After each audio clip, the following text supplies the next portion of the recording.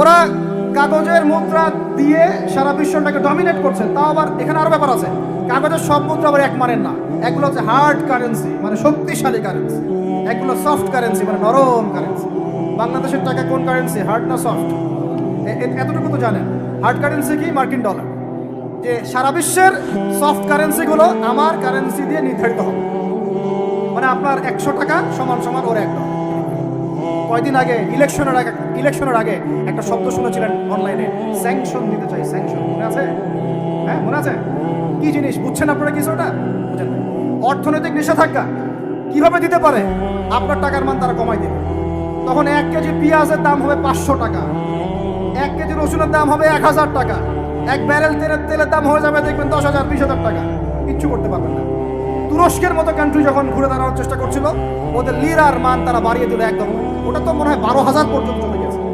Inflation বলি আমরা এটাকে, মুদ্রাস্ফীতি, ওটা প্রায় 12,000% পর্যন্ত বেড়ে গিয়েছিল। আরো আছে, বলতে থাকলে সারা রাত যাবে। এরপরে তারা আরবদেরকে বুঝালো, ইয়া শাইখ, আরবদেরকে বুঝালো, হাবিবি, ইয়া হাবিবি, কাছে আসেন, শোনেন, আমরা আপনাদের কাছে তেল আছে, আপনারা তো তেল বয়কট করে দিয়েছেন, আর তেল ছাড়া তো আমাদের যুদ্ধ বিমান ফ্লাই করছে। তেল কাদেরকে দিয়েছে আল্লাহ পাক? মিডল ইস্টে আরবকে দিয়েছে। ঠিক আছে, এখন হাবিবিকে বলা হচ্ছে আপনারা তো তেল বয়কট করে দিলেন। এটা করেছিল বাদশাহ ফয়সাল, বলেন রাহিমাহুল্লাহ। উনি একজন সাহসী নেতা ছিলেন, এই জন্যই তাকে গুপ্ত হত্যা করা হয়েছে। সাহসী যারা, তাদেরকে গুপ্ত হত্যা করে, এটা একটা সুন্নত। এটা মাথায় রাখবেন। খুব ট্যালেন্টেড একজন দেখবেন, খুব ট্যালেন্টেড একজন বিজ্ঞানী দেখবেন, হঠাৎ নাই, তা পাশ করে মিসাইল এসে পড়ে গেল। এমন সূক্ষ্ম স্নাইপার দূর থেকে 12,000 কিলোমিটার দূর থেকে মেরে দিলে আপনার কলিজার মধ্যে ফেলে গেল। এগুলো জেনে বুঝেই আমরা প্রতিদিন সকাল করি, সন্ধ্যা করি, কারণ অ্যাটলিস্ট আপনাকে তো জানতে হবে। জেনে নেন, পরে আপনারা চিন্তা করবেন যে কিভাবে লাইফ লিড করবেন। ফাযাক্কির ইন্নামা আনতা মুযাক্কির, আপনি উপদেশ দিন, শুধু আপনি উপদেশ দাতা। লাস্তা আলাইহিম বিমুসাইতির। ফাযাক্কির ইন নাফাআতিয যিকরা সায়াযাক্কারু মান ইয়াখশা, যারা আল্লাহকে ভয় করে তারা ফিরে আসবে ইনশাআল্লাহ। তো যেটা বলছিলাম, বাদশাহ ফয়সাল একদম বয়কট করে দিলেন। এবার ওরা এসে বুঝাচ্ছে যে তেল ছাড়া তো আমাদের চলছে না। এদিকে ওদের ডলারের মান কমে যাচ্ছে, মুদ্রাস্ফীতি হচ্ছে, ইনফ্লেশন হচ্ছে। এখন তারা বোঝালো যে ঠিক আছে, একটা চুক্তি করা যাক। যুবকরা ভালো করে শোনেন, এগুলো জানেন না বলেই অনেক সময় আপনি সহি বলে সহি ভুল পথে যাচ্ছেন। ভাই, সহি পথেই যাচ্ছেন, বাট এটা সহি ভুল হয়ে যাচ্ছে। আমরা বুঝতে পারছি? সহি এর আড়ালে একটা মারাত্মক জয়ীফ আর জাল আকীদা আছে। এটা আপনার সামনে সহি দিয়ে ঢেকে দেওয়া হয়েছে, বুঝতে পারতেছেন না। এই জায়গাটাকে ভালো করে বোঝেন। যখন উম্মর সাথে কেউ গাদ্দারি করে তখন সে সহি থাকে না। উম্মতের সাথে কেউ যদি গাদ্দারি করে তখন সে কি থাকে না? সহি থাকে না। এখন আসেন, আমি ধর্মতাত্ত্বিক কথা বলছি আগে। এখানে বাদশাহ ফয়সাল তাকে কনভিন্স করা হলো, ঠিক আছে আমরা তেল কিনবো, আপনাদের কাছ থেকে কিনবো, আপনাদের গলফ কান্ট্রি যেগুলো আছে এদের কাছ থেকে কিনবো, তবে একটা শর্ত, আপনারা তেল বিক্রি করবেন শুধু মার্কিন ডলারে, অন্য কোনো কারেন্সিতে তেল বিক্রি করতে পারবেন না। আপনি বাংলাদেশ গভর্নমেন্ট যদি গিয়ে এক ব্রিফকেসের মধ্যে 1 কোটি টাকা নিয়ে যায়, বুঝেন কথা, বুঝতে পারতেছেন? 1 কোটি টাকা আমাদের টাকা নিয়ে গিয়ে যদি বলে শাইখ হাবিবি আমাকে তেল দাও, ওরা বলবে তেল দিতে পারবে না, খালাস, কুল্লু খালাস, এখান থেকে বের হও। কথা বুঝতে পারেন না? 1 কোটি কি দিবেন? টাকা, তেল দিবেন, লিখে নেন, দিবেন। কিন্তু সেই 1 কোটি টাকাকে যদি আপনি ডলারে কনভার্ট করেন, ওটাকে ডলার দিয়ে কনভার্ট করেন, করে যদি বলেন হাবিবি তেল, তখন বলবে যে আসো দাঁড়িয়ে লাগবে, তেল নিয়ে যাও, খালাস। বুঝতে পারছেন? তেল বিক্রি করব শুধুমাত্র ডলার দিয়ে, ডলার ছাড়া অন্য কোনো কারেন্সিতে তেল বিক্রি করতে পারবো না। এইটা পশ্চিমারা আরবদের সাথে একটা সন্ধি করলো, আর কি চুক্তি করলো। এই চুক্তির নাম হলো পেট্রো ডলার মনিটরি সিস্টেম। বুঝতে পারলাম? Petro dollar monetary system. এর বদৌলতে আরবের মরুভূমি হয়ে গেল এখন একদম অট্টালিকার প্রাসাদ। বোঝা যায়? মরুভূমিগুলো হয়ে গেল কি অট্টালিকার প্রাসাদ, আর বাকি পুরো মুসলিম উম্মার উপর দেখেন কিন্তু অবস্থা। শুধু তাই না, ওই ডলার হলো একদম লিডার, কারেন্সির লিডার। এখন ওই ডলার তেলের মান নির্ধারণ করবে, আপনি টাকা দিয়ে করতে পারবেন। এখন অনেক ওলামায়ে কেরাম আছেন আপনারা এখানে, আমি জানি উপস্থিত, আপনারা একটু ফিকহের কিতাবগুলো মোতালা করে আমাদেরকে একটা ফতোয়া দিয়েন, এরকম মনিটরি সিস্টেম প্রণয়ন করা জায়েজ না নাজায়েজ। এটা আপনারা চিন্তা ফতোয়া দিয়েন, আমি ফতোয়া দিতে পারবো। এখন আদতে এখন শোনেন, এই অংশটুকু শোনেন, তারপরে আমি শেষের দিকে চলে আসতেছি। আদতে এতে পশ্চিমাদের লাভ কি হয়েছে শুনে, আমার কাছে এই যে ডলার, এটা আমি ছাপাই আমার দেশে, আমার কারখানায়। আমার খরচ হচ্ছে কাগজ, আমার খরচ হচ্ছে মেশিন, আমার খরচ হচ্ছে কালি। বোঝা যায়? বোঝা যাচ্ছে? আচ্ছা, এখন সেটা আমি বানালাম, ছাপালাম, গিয়ে আমি আরবকে দিলাম, তেল দাও। ওরা এই কাগজের টাকাটা নিল, নিয়ে রিজার্ভ করলো, করে মূল যে তেল, এই তেলটা মনে করেন তেল বা সোনা, তেল বা সোনা একই কথা, কারণ সোনার ফাংশন প্লে করছে এখন তেল। এখন তো যেহেতু গোল্ড দিনার নাই, দিরহাম নাই, এই তেলটা তারা নিল, নিয়ে ওদের দেশের আন্ডারগ্রাউন্ডে বাংকার আছে, গ্যালনকে গ্যালন তেল রিজার্ভ করতে থাকলো। এমনভাবে রিজার্ভ করতে থাকলো যে বিগত আগামী 30 বছর যদি বিশ্বে কোনো তেল নাও থাকে, ওরা চলতে পারবে, প্লেন উড়াইতে পারবে। ওদের মিলস বন্ধ হবে না, ফ্যাক্টরি বন্ধ হবে না, ওদের ইন্টারনেট সেকশন বন্ধ হবে না, বিদ্যুৎ বন্ধ হবে না, ওদের কোনো কিছুই বন্ধ হবে না, কোনো প্রযুক্তি বন্ধ হবে না। এত তেল তারা এখন রিজার্ভ করলো কি দিয়ে? ওর দেশে ছাপানো বিনামূল্যের ডলার দিয়ে। এবং সেই ডলারটা আমরা নিলাম, নিয়ে আমরা মাশাআল্লাহ অট্টালিকা নির্মাণ করলাম, আর মনে করলাম যে মাশাআল্লাহ আমি তো খুব ধনী হয়ে গেলাম, সমৃদ্ধি অর্জন করলাম। আদতে এখানে পশ্চিমাদের সবই লাভ। আমরা বলি না জালাও তাই কদু, সরি, আমরা বলি আম গেল সালাও গেল, তাই না?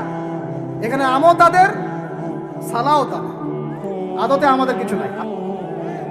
এখন আমরা তো থার্ড ওয়ার্ল্ডের কান্ট্রি, এটা হচ্ছে যারা বড় বড় ধনী রাষ্ট্র, ওদের অবস্থা হচ্ছে এই। আর আমরা যারা থার্ড ওয়ার্ল্ডের কান্ট্রি, উন্নত বিশ্বের দিকে এগিয়ে যাচ্ছে, আমরা যারা আস্তে আস্তে, যে পথে আমাদের দুর্নীতি বাধা, আমাদের এই যে নৈতিকতার অবক্ষয় বাধা, আমাদের মধ্যে আমার অধীনতা বাধা, এই বাধাগুলো আমাদেরকে আগাতে দিচ্ছে না। তা আমাদের অবস্থা কি হতে পারে তাহলে চিন্তা করুন। এখন আমরা এই জায়গায় আছি, এই জায়গায় বসে বসে আপনি মনে করছেন যে আপনি মাশাআল্লাহ খুব পাক্কা মুসল্লি, হালাল খাচ্ছেন, নামাজ পড়তেছেন, তাহাজ্জুদ রোজা, জান্নাত কিনে নিয়েছেন মাশাআল্লাহ। অথচ আপনার অর্থনীতি সুদভিত্তিক, এবং এই সুদভিত্তিক অর্থনীতির আন্ডারে থেকে কোনো বেসরকারি ব্যাংক পর্যন্ত 100% সুদমুক্ত সিস্টেম দিতে পারবে না। আর এর উপরে আবার আছে ঘুষ, তার উপরে আবার আছে দুর্নীতি, তার উপরে আপনারা আবার মাপে কম দিচ্ছেন, তার উপরে আবার পণ্য মজুত করছেন, মার্কেটে ইচ্ছাকৃতভাবে প্রাইস বাড়ায় দিচ্ছেন, এই কাজগুলো করছেন। আমি শিক্ষিত একটা সমাজ পেয়েছি বলে কথাগুলো এভাবে মাহফিলে বললাম। এগুলো মাহফিলে কিন্তু আলোচনা হয় না। এগুলো কি মাহফিলে আলোচনা হয়? আমরা বিশ্বাস করি গাজীপুরের শহরের মানুষ, সব ঢাকার মানুষ, আপনারা সব বুঝেন, ইন্টেলেকচুয়াল অডিয়েন্স আছেন এখানে। মৌলিক কাজ করি। মৌলিক কাজ হচ্ছে আমরা জাতিটাকে পরিবর্তন করতে চাই কি চাই না? পরিবর্তনের দরকার আছে কি নাই? আমাদের কি সব কিছু সুন্দর চলছে? যদি বাহিরের চোখ দিয়ে দেখেন তাহলে মনে হবে হ্যাঁ সব সুন্দর চলছে, তাই না? মসজিদ আছে আমাদের, মাদ্রাসা আছে আমাদের, আমরা মুসলমান কালিমা পড়েছি, লা ইলাহা ইল্লাল্লাহ পড়েছি, মুহাম্মাদুর রাসূলুল্লাহ পড়েছি, আমরা মাশাআল্লাহ আমাদের বোনরা পর্দা করে, আপনারা ওয়াজ মাহফিলে আসছেন, ইত্যাদি ইত্যাদি। আপনারা যদি বাহিরের চোখ দিয়ে দেখেন মনে হবে সব ঠিকই আছে, কিন্তু আমাদের এই বাহিরের চোখের বাহিরেও ভিতরে একটা চোখ আছে, এটাকে বিশ্বাস করেন? বাহিরের চোখ দিয়ে যদি দেখেন তাহলে মনে হবে সব ঠিক আছে। যেমন মসজিদ আছে, মাদ্রাসা আছে, আমাদের ওলামায়ে কেরাম আছেন, আমাদের ইসলামের বই পুস্তক লেখা হচ্ছে, আপনারা নামাজ পড়ছেন, কেউ কেউ যাকাত দিচ্ছে, আমাদের বোনরা পর্দা করছে, আমাদের ভাইরা ওয়াজ মাহফিলে আসছে, এভরিথিং ইজ গোয়িং ফাইন। আপনার কাছে এটা মনে হবে যে সব ঠিকই আছে, তাই না? থিংস আর অল রাইট, সব ঠিক আছে। কিন্তু ভিতরের চোখ দিয়ে দেখা শিখলে আপনি বুঝবেন যে এই সব ঠিকের অন্তরালে আসলে কিছুই ঠিক নাই। আগে আপনাকে বোঝাচ্ছি ভিতরের চোখটা কি, তারপরে বুঝাবো কিভাবে সব ঠিক নাই। ভিতরের চোখটা বুঝতে হলে আপনাকে সূরা কাহফ পড়তে হবে। কোন সূরা ভাই? আরো জোরে বলি, কোন সূরা? নবী সাল্লাল্লাহু আলাইহি ওয়াসাল্লাম বলেন, সাল্লাল্লাহু আলাইহি ওয়াসাল্লাম যখনই নামাজ আপনি পড়বেন সাল্লাল্লাহু আলাইহি ওয়াসাল্লাম 10 নেকি হবে ইনশাআল্লাহ, 10টা গুনাহ মাফ হবে ইনশাআল্লাহ, 10 বার আল্লাহ রহম করবেন ইনশাআল্লাহ, এবং আপনার মর্যাদা 10 গুণ বাড়ায় যাবে ইনশাআল্লাহ। যখনই নবী মুহাম্মাদের নামাজ পড়বেন সাল্লাল্লাহু আলাইহি ওয়াসাল্লাম, যে যত বেশি দরুদ পড়ে সে ইনশাআল্লাহ তাআলা তত নিশ্চিন্তে টেনশন ফ্রি জীবন যাপন করবে ইনশাআল্লাহ। ওই দলিলগুলো ইনশাআল্লাহ আরেকদিন দিব, আজকে এটা আলোচনার টপিক নয়। এখন নবী সাল্লাল্লাহু আলাইহি ওয়াসাল্লাম বলেছেন, যে ব্যক্তি জুমার দিনে সূরা কাহফ তেলাওয়াত করে, কোন দিনে ভাই? তাহলে এক জুমা থেকে আরেক জুমা পর্যন্ত আপনার জীবন, আপনার এই সময়টা আল্লাহ রাব্বুল আলামিন নূর দিয়ে ভরে দিবেন। সুবহানাল্লাহ। এই সূরাটা যখন আপনি পড়বেন অর্থসহ, আপনি দেখবেন এখানে 4টা গল্প আছে। কয়টা ভাই? এটাকে গল্প বলা ঠিক না, এটা হলো সত্য ঘটনা। এটা কি সত্য ঘটনা। একটা হচ্ছে আসহাবুল কাহাফের ঘটনা, গুহাবাসীর ঘটনা। 2 নাম্বার হচ্ছে 2 বন্ধুর ঘটনা, একজন ধনী বিত্তশালী আর একজন অতি দরিদ্র ইমানদার। কখনো পড়েছিলেন কি? পড়া হয়েছিল? 3 নাম্বার হচ্ছে যুলকারনাইন আলাইহিস সালাম, তার ঘটনা, নাম শুনেছেন? আর 4 নাম্বার হচ্ছে নবী মুসা আলাইহিস সালাম এবং খিদির আলাইহিস সালামের ঘটনা। তো 4টা ঘটনা তো আজকে বলার সময় নাই, একটা খালি বলছি। কেন বলছি? আপনাকে বোঝাতে চাচ্ছি বাহিরের চোখ, বাহিরের কান, এগুলোর ভিতরেও একটা ভিতরের চোখ আছে, ভিতরের কান আছে। ওইটা যার জিন্দা আছে তার কলবে আল্লাহর নূর আছে ইনশাআল্লাহ। ওইটা যার জিন্দা নাই তার কাছে বাহিরের চোখ দিয়ে মনে হবে সব ঠিক চলছে। বাহিরের চোখ দিয়ে যে দেখে সে মনে করবে বিশ্বটা পুরো আগায় যাচ্ছে উন্নতির দিকে, অগ্রগতির দিকে। আর যার ভিতরের কলবের চোখটা জিন্দা সে দেখবে যে পুরো বিশ্ব আগায় যাচ্ছে কিয়ামতের দিকে।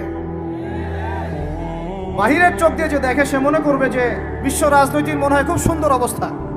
আর ভিতরের চোখ দিয়ে দেখলে আপনি বুঝবেন বিশ্ব রাজনীতি যাচ্ছে একটা মালহামার দিকে। বাইরের চোখ দিয়ে দেখবেন মনে হবে সব সুন্দর চলছে, আমরা হালাল খাচ্ছি। আর ভিতরের চোখ দিয়ে দেখলে দেখবেন যে 90% মানুষের রিজিক হারাম। বাইরের চোখ দিয়ে দেখলে আপনি মনে করবেন মেয়েরা এগিয়ে যাচ্ছে, মাশাআল্লাহ, কত উন্নতি, অগ্রগতি, প্রোগ্রেস, নারী জাগরণ আন্দোলন। আর ভিতরের চোখ দিয়ে দেখলে আপনি দেখবেন মেয়েরা আগাচ্ছে ঠিকই, কিন্তু আস্তে আস্তে তারা জাহান্নামের দিকে এগিয়ে যাচ্ছে। বাইরের চোখ দিয়ে আপনি দেখবেন মুসলিমদের সংখ্যা প্রচুর, আমাদের ভয় কিসে? এত সংখ্যা, লক্ষ লক্ষ, কোটি কোটি। ভিতরের চোখ দিয়ে দেখলে বুঝবেন প্রকৃত পাক্কা ইমানদারের সংখ্যা হাতে গোনা যায়। বাইরের চোখ দিয়ে দেখলে মনে হবে যে অনেকে তো বিশুদ্ধ আকীদার দাওয়াত দিয়ে বেড়াচ্ছে। ভিতরের চোখ দিয়ে দেখলে বুঝবেন এটা মুনাফিকি মানহাজ চালু করেছে। আমি বুঝাতে চাচ্ছি বাইরের চোখ আর ভিতরের চোখ এক। ভিতরের চোখ খুলবে কোন সূরায়? ওই সূরার মধ্যে কয়টা গল্প আছে? তার মধ্যে একটা হচ্ছে নবী মুসা এবং খিদির আলাইহিস সালামের গল্প। এইটা একটু শেয়ার করতে চাই, লোভ সামলাতে পারছি না, করব। নবী মুসা আলাইহিস সালাম একদিন বক্তব্য দিচ্ছেন। কি দিচ্ছেন? বক্তব্যকে আরবিতে খুতবা বলা হয়। তো একজন দাঁড়িয়ে বললেন, বনু ইসরাঈলের একজন, হে ইয়া মুসা, আপনি তো চমৎকার একটা বক্তব্য দিয়েছেন, আপনার চেয়ে কোনো জ্ঞানী মানুষ কি পৃথিবীতে এখন আছে? নবী মুসা আলাইহিস সালাম বলছেন, না, আমার জানা মতে আমার চেয়ে কোনো জ্ঞানী মানুষ এখন পৃথিবীতে নাই। স্বাভাবিক, কারণ তিনি তখন নবী, নবীর কাছে আল্লাহর ওহী আসে, তিনি সবচেয়ে জ্ঞানী হবেন, স্বাভাবিক। আল্লাহ রাব্বুল আলামিন বললেন, মুসা, তোমার চাইতেও জ্ঞানী আমার এক বান্দা আছে। বলেন সুবহানাল্লাহ। নবী মুসা আলাইহিস সালাম যখনই শুনতে পারলেন যে আমার চেয়েও জ্ঞানী একজন বান্দা আছে, তিনি বললেন যে আমি তার সাথে দেখা করতে চাই, আমি তার সাথে দেখা করতে চাই। যুবকরা শোনেন, জ্ঞানী মানুষের সন্ধান পাওয়ার পরে নবী মুসা নবী হয়েও দূর দূরান্ত সফর করেছেন ওই জ্ঞানী মানুষের সাথে সাক্ষাৎ করার জন্য। আপনারা রেডিমেড ইসলাম চান, আপনারা ফেসবুক শরীফে ইসলাম চান, ইউটিউব শরীফে ইসলাম চান, কিন্তু সফর করে, কষ্ট করে, পরিশ্রম করে আলেম ওলামা পর্যন্ত পৌঁছাতে চান না। 3 ঘন্টা বক্তব্য শুনতে রাজি আছেন, কিন্তু আপনারা 3 ঘন্টা কোরআন তেলাওয়াত করতে চান না। তো রেডিমেড জিনিস পেলে মানুষের মূল্য বোঝে না। ওই যে সাহাবীরা যারা রক্ত দিয়ে ইসলাম প্রতিষ্ঠা করেছে, তারা জানতেন ইসলাম কি জিনিস। আমরা রেডিমেড পেয়েছি তো আমরা বুঝি না ইসলাম কি জিনিস, আমরা বুঝি না, বিশ্বাস করেন আমরা বুঝি না। তো যাই হোক, তো মুসা আলাইহিস সালাম বলছেন, যদি আমাকে যুগ যুগ ধরে সফর করতে হয় তবুও আমি সফর করব, তারপরেও আমি তার সাক্ষাৎ চাই। আল্লাহ পাক বলেন, ঠিক আছে, তুমি তাকে পাবে যখন মাজমাউল বাহরাইন বলা হয়, 2 সমুদ্র যেখানে মিলে যাবে সেখানে তুমি আমার সেই বান্দাকে পাবে। কোথায় পাবে ভাই? 2 সমুদ্র যেখানে মিলে যাবে সেখানে পাবে। এখানে আপনি ভৌগোলিকভাবে ওর ব্যাখ্যা নিতে পারেন, আধ্যাত্মিকভাবে নিতে পারেন। 2 সমুদ্র বলতে হয়তো বা ভৌগোলিকভাবে বোঝানো হতে পারে, অথবা আধ্যাত্মিকতাও বোঝানো হতে পারে, যে বস্তুবাদী জ্ঞান এবং মারিফতের জ্ঞান যেখানে মিলে যাবে সেখানে। আল্লাহু আ'লাম, আল্লাহ ভালো জানেন। নবী মুসা আলাইহিস সালাম তার একজন সঙ্গীকে নিলেন, সেই সঙ্গী একজন যুবক। তরুণরা ভালো করে শোনেন, তরুণদের ত্যাগেই ইসলাম দাঁড়িয়ে আছে আলহামদুলিল্লাহ।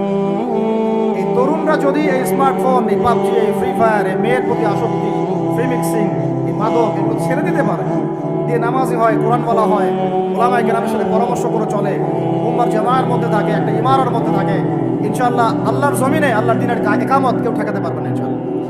দুঃখজনক হচ্ছে আপনারা সেখানে নাই, কিন্তু আপনারা আবেগে আছেন, আবেগ প্রদর্শন করছেন, বিবেক দিয়ে চিন্তা করছেন না, সমালোচনা বেশি করছেন, নিজে কোনো কাজ করছেন না, লেখালেখি করছেন, অনলাইনে বসে আছেন, সমালোচনা করছেন, শেয়ার দিচ্ছেন, লাইক দিচ্ছেন, কিন্তু আপনি আয়নার সামনে দাঁড়ায় চিন্তা করবেন, নিজেকে প্রশ্ন করবেন, এই উম্মার পিছনে আমার কি অবদান, এই উম্মাহকে বিজয়ী করার পিছনে আমার অবদানটা কি, এই দেশকে উন্নতিতে নিয়ে যাওয়ার জন্য আমার অবদানটা কি, আমি আজ পর্যন্ত কি করেছি, দেখবেন জিরো, রেজাল্ট কি জিরো। এই কাপুরুষ প্রজন্ম দিয়ে দিন কায়েম হবে না। মুখে কথা বলা অনেক সহজ, এরকম চেয়ারে বসে দুটো লেকচার দেওয়া কঠিন। মুখে বলা অনেক সহজ, একটা কনস্ট্রাকটিভ বই লেখা কঠিন। মুখে বলা অনেক সহজ, সাহসিকতার সাথে সমাজের নেমে জাহিলিয়াত দূর করা অনেক কঠিন। তো এই কঠিন কাজগুলো যখন আপনারা দায়িত্ব কাঁধে নেবেন, উম্মার বিজয় হয়ে যাবে ইনশাআল্লাহ। আল্লাহ পাক আমাদের কবুল করেন, আমিন। যুবক একজনকে সাথে নিয়ে নবী মুসা আলাইহিস সালাম হাঁটছেন। এই ব্যক্তির নামও বলে দেই, তার নাম হচ্ছে ইউশা বিন নুন। কি নাম? তিনি পরবর্তীতে নবী হয়েছিলেন এবং তার পরবর্তীতে যে তালুত নাম শুনেছেন, যাকে সেনাপতি করা হয়েছিল, মনে আছে? ভুলে গেছেন, আপনারা পড়েন নাই মনে হয়, সূরা বাকারার শেষের দিকে আছে। ওই তালুতের নেতৃত্বেই তো বাইতুল মুকাদ্দাস জয় হলো, বনু ইসরাইল সেখানে ঢুকলো। এবং তখন সূর্য ডুবে যাচ্ছিল, তিনি দোয়া করছিলেন, আল্লাহ সূর্যটাকে থামিয়ে দাও। সূর্যকে থামিয়ে দিয়েছিল। মহাবিশ্বে সূর্যের ঘূর্ণন থেমেছে একবার, মহাবিশ্বে সূর্যের ঘূর্ণন আল্লাহ থামিয়ে দিয়েছেন। কোরআন সাক্ষী আছে, হাদিস সাক্ষী আছে। এখন নবী মুসা আলাইহিস সালাম হাঁটতে শুরু করলেন। চলতে চলতে চলতে তিনি ওই মাজমাউল বাহরাইনের কাছে পৌঁছে গেলেন।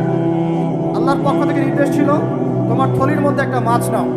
যেই মাছটা যখন লাফ দিয়ে জীবিত হয়ে যাবে এবং সমুদ্রে লাফ দিয়ে ফেলবে, তখনই তুমি তার দেখা পাবে। একটা মৃত মাছ তিনি নিলেন, হাঁটা শুরু করলেন। যোজন যোজন দূর চলতেই থাকলেন, হাঁটতেই থাকলেন। এক পর্যায়ে একটা পাথরের হেলান দিয়ে রেস্ট নিচ্ছেন, বিশ্রাম করছেন। বিশ্রাম করতে গিয়ে তিনি তার সঙ্গীকে বলছেন, আচ্ছা যে নাস্তা নিয়ে আসছিলাম সেটা নিয়ে আসো দেখি। তখন তিনি বলছেন, আমি তো আপনাকে বলতে ভুলে গিয়েছি, ওই মাছ তো জীবিত হয়ে চলে গেছে সমুদ্রে। তখন মুসা আলাইহিস সালাম বলেন, আরে আমাকে এতদিন বলোনি কেন, এতক্ষণ বলো নাই কেন? ওইটাই তো সেই জায়গা যেখানে আমি তাকে পাবো। তারা আবার ব্যাক করলেন। সেই জায়গায় দেখলেন পাথরের উপরে সেই আল্লাহর বান্দা বসে আছে। তার নাম খিদির আলাইহিস সালাম। খিদির শব্দের অর্থ শ্যামল। খিদির মানে শ্যামল। হাদিসে আসছে, তিনি যেখানে যেতেন মৃত জায়গার উপরে বসলে সেই জায়গা সবুজ হয়ে যেত। তো খিদির মানে শ্যামল, সবুজ আলাইহিস সালাম। এখন তিনি পাথরের উপরে বসে আছেন। নবী মুসা আলাইহিস সালাম গিয়ে সালাম দিলেন, বলেন আসসালামু আলাইকুম ওয়া রাহমাতুল্লাহ। তখন তিনি বলছেন, ওয়া আলাইকুম আসসালাম ওয়া রাহমাতুল্লাহি ওয়া বারাকাতুহু। তো মুসা আলাইহিস সালাম বলছেন, আমি মুসা। তখন খিদির আলাইহিস সালাম বলছেন, তুমি কি বনু ইসরাইলের মুসা? তুমি কি বনু ইসরাইলের মুসা? মানে বোঝাতে চাচ্ছি, খিদির আলাইহিস সালাম বনু ইসরাইলদের কেউ নন। পৃথিবীর সবচেয়ে জ্ঞানী মানুষ বনু ইসরাইলদের মধ্যে নন, তিনি বনু ইসরাইলের বাইরে কেউ একজন। পৃথিবীর সবচেয়ে সেরা মানুষ, জ্ঞানী মানুষকে খুঁজতে হলে নবী মুহাম্মদ সাল্লাল্লাহু আলাইহি ওয়াসাল্লাম উম্মতে আসতে হবে। কথা বুঝতে পারছেন? পরতে পরতে দলিল আছে, একটু ঠান্ডা মাথায় গভীরভাবে ভাবার চেষ্টা করতে হবে। তো এখন খিদির আলাইহিস সালামকে নবী মুসা আলাইহিস সালাম বলছেন যে, হাল আদুল্লুকা আলা আন তুআল্লিমানি মিম্মা উল্লিমতা রুশদা। আমি শুনেছি আল্লাহ আমাকে বলেছেন যে আপনি পৃথিবীর সবচেয়ে জ্ঞানী মানুষ, তাহলে আমি কি আপনার সাথে সঙ্গী হতে পারি, সফর করতে পারি, যে আপনাকে আল্লাহ যে জ্ঞান শিক্ষা দিয়েছেন আপনি আমাকে শেখাবেন? এটা হলো স্টুডেন্টের একটা আর্তনাদ। ছাত্র হিসেবে তিনি বলছেন, আমি কি আপনার সঙ্গী হতে পারি? আল্লাহ আপনাকে যে জ্ঞান শিখিয়েছেন আমাকে শেখাবেন। দেখেন একজন নবী কথা বলছেন। আমাদের তো মাশাআল্লাহ, যে বললাম, জ্ঞান শেখার কোনো ফিকির নাই। 6 মাসের একটা কোর্স করতে পারি না, কোরআন তেলাওয়াত শিখবো 3 মাসের কোর্স করতে পারি না, 3 ঘন্টা ওয়াজ শুনতে রাজি, 3 ঘন্টা আমরা বই পড়তে পারি না। তো এই প্রজন্মটা দিয়ে হবে না ভাই। আমি আপনাদেরকে পরিবর্তন করতে চাই, আল্লাহ পাক যেন কবুল করেন, তৌফিক দান করেন। এখন খিদির আলাইহিস সালাম বলছেন, ইন্নাকা লান তাসতাতিআ মাইয়া সাবরা। টিচারের কি কথা, কি দূরদর্শিতা! টিচার বলছেন যে তুমি তো আমার সাথে সবর করতে পারবে না। সঙ্গী হওয়ার আগেই কথা বলা শেষ। আপনি এসে আমাকে বলছেন, ভাই আপনার সাথে কি সফর করতে পারি, ইলম শেখাবেন, আর আমি বলছি আপনি তো সফর করতে পারবেন না। কি পরিমাণ জ্ঞান, গভীরতা, দূরদর্শিতা থাকলে, ভবিষ্যৎ সম্পর্কে দূরদর্শিতা থাকলে তিনি আগেই বলতে পারেন যে আপনি সফর করতে পারবেন। ক্লাসে আপনি পড়িয়েছেন মনে করেন 100 জন বাচ্চাকে, শেষে আপনি বললেন যে অমুক আব্দুর রহমান সে ফার্স্ট হতে পারে, এবং আব্দুর রহিম তুমি ভালো স্টুডেন্ট না, তুমি দুষ্টামি করো, পড়াশোনা করো না, তুমি ফার্স্ট হতে পারো, লাস্ট হবে। রেজাল্টের দিন দেখা গেল সত্যি সত্যি আব্দুর রহমান ফার্স্ট হয়েছে, আব্দুর রহিম লাস্ট হয়েছে। তার মানে কি টিচার গায়েবের খবর জানে? এটা কি তার হিকমা, তার প্রজ্ঞা, তার বাসিরা, তার অভিজ্ঞতা? আল্লাহ পাক তাকে সেই জ্ঞানটা দিয়েছিলেন। মুসা আলাইহিস সালামকে মুখের উপর বলে দিলেন, তুমি তো আমার সাথে সফর করতে পারবে না। মুসা আলাইহিস সালাম বলছেন, সাতাজিদুনি ইনশাআল্লাহু সাবিরান ওয়ালা আ'সি লাকা আমরা। ইনশাআল্লাহ আপনি আমাকে ধৈর্যশীল পাবেন এবং আমি আপনার কাজে কোনো বিঘ্ন সৃষ্টি করব না। তখন তিনি বলছেন, ঠিক আছে, যদি তুমি আমার সাথে যেতেই চাও তাহলে ফালা তাসআলনি আন শাই, আমার সাথে চলতে গেলে কোনো প্রশ্ন করা যাবে না। কেমন টিচার, টিচার দেখেন, আমার সাথে চলো, জ্ঞান অর্জন করতে চাও করো, কোনো প্রশ্ন করতে পারবো না। একটা হাদিসেও আসছে, একটা কম ধ্বংস হয় যখন নবীদেরকে অতিরিক্ত প্রশ্ন করে, এটা কেন, ওইটা কেন, ওইটা কেন, বেশি প্রশ্ন করতে হয় না, অতিরিক্ত প্রশ্ন করতে হয় না। যাই হোক, সফর শুরু হলো, ফানতালাকা, তারা হাঁটা শুরু করলেন, হাত্তা ইযা রাকিবা ফিস সাফিনাতি খারাকাহা, চলতে চলতে একটা নদী আসলো। এই নদীর পার হয়ে আরেক জায়গায় যেতে হবে, কিন্তু এটা পার হওয়ার জন্য তাদের কাছে অর্থ নাই। এক নৌকার মাঝি, সে বিনামূল্যে এটাকে পার করার জন্য প্রস্তাব দিল, ঠিক আছে বিনামূল্যে পার করে দিব। সেই নৌকায় করে তারা যখন যাচ্ছেন, যেতে যেতে তীরে পৌঁছার আগেই সেই নৌকার তলদেশটা খিদির আলাইহিস সালাম ফুটা করে দিলেন। কাজটা দেখে কি ভালো মনে হচ্ছে না খারাপ? আমি আপনার গাড়িতে করে ধরেন যাচ্ছি, গাড়িটা যখন আপনি আমার বাসা পর্যন্ত পৌঁছে দিবেন, তার আগে নামলাম, নাইমা আপনার টায়ার চারটা পাস করে দিবেন, আপনি আমাকে কি বলবেন? কিছু বলবেন না, ফেসবুকে স্ট্যাটাস দিবেন অথবা লাইভে আসতে পারেন, তাই না? এই আর কি। তো নবী মুসা আলাইহিস সালাম রিঅ্যাক্ট করলেন যে লাকাদ জি'তা শাইআন ইমরা, আপনি তো একটা অন্যায় কাজ করলেন, এটা কেন করলেন? যারা আমাদেরকে বিনামূল্যে বিনা পারিশ্রমিকে পার করে দিল, আপনি ওই নৌকা ফুটা করে ফেললেন। তখন খিদির আলাইহিস সালাম বললেন যে আমি তো তোমাকে বলেছি, আলাম আকুল লাক, আমি কি তোমাকে বলি নাই ইন্নাকা লান তাসতাতি'আ মা'ইয়া সাবরা, তুমি আমার সাথে সবর করতে পারবে না? মুসা আলাইহিস সালাম বলছেন যে ঠিক আছে, আমি যে ভুলে গিয়েছি এজন্য আমাকে পাকড়াও করেন না, আমি যে ভুলে গিয়েছি কথাটা, এজন্য আমাকে পাকড়াও করেন, একটা চান্স দেন আমাকে। ঠিক আছে চলো, আবার ফানতালাকা, আবার তারা চলা শুরু করলেন। হাত্তা ইযা লাকিয়া গুলামান ফাকাতালা, এবার একটা ছোট্ট বালকের সাথে দেখা হলো, 8 বছর 10 বছর বয়স হবে, গোলাম বালকের সাথে দেখা হলো। ফাকাতালাহু, এবার খিদির আলাইহিস সালাম তাকে হত্যা করলেন, বাচ্চাকে। এটা কেমন হলো? নৌকা ফুটা করার চেয়ে বেশি ভারী না হালকা? আরো ভারী। মুসা আলাইহিস সালাম বলছেন লাকাদ জি'তা শাইআন নুকরা, আপনি তো এবার জঘন্য একটা কাজ করলেন, আপনি তো পুরো একটা নিষ্পাপ বাচ্চাকে হত্যা করে ফেললেন। তারপরে বললেন যে এরপর যদি আরেকটা প্রশ্ন করো তাহলে তোমার সাথে আমার আর চলা হবে, লাস্ট চান্স। ঠিক আছে চলেন। এবার চলতে চলতে ফানতালাকা হাত্তা ইযা আতায়া আহলা ক্বরিয়াতিন ইসতাদআমা আহলাহা ফাআবাউ আন ইউতাইফু, কোরআনে আসছে একটা করিয়া মানে একটা গ্রামের মধ্যে তারা ঢুকলেন, সেই গ্রামে ঢুকে মেহমানদারি চাইলেন, নাস্তা পানি চাইলেন আর কি। তো তারা মেহমানদারি করলো না, দূর দূর করে তাড়িয়ে দিল। অনেকটা আমাদের ওই কলকাতার দাদাবাবুদের মতো, জিজ্ঞাসা করো যে খেয়ে আসছেন না খেয়ে যাবেন। এটা আমাদের আস্তে আস্তে আমাদের মধ্যে ছড়াই পড়তেছে। মেহমান আসলে বিরক্ত হয়, কবে যাবে সেই ফিকির করে। এরা মেহমানদারি করলো না, উল্টা তাকে তাড়িয়ে দিল।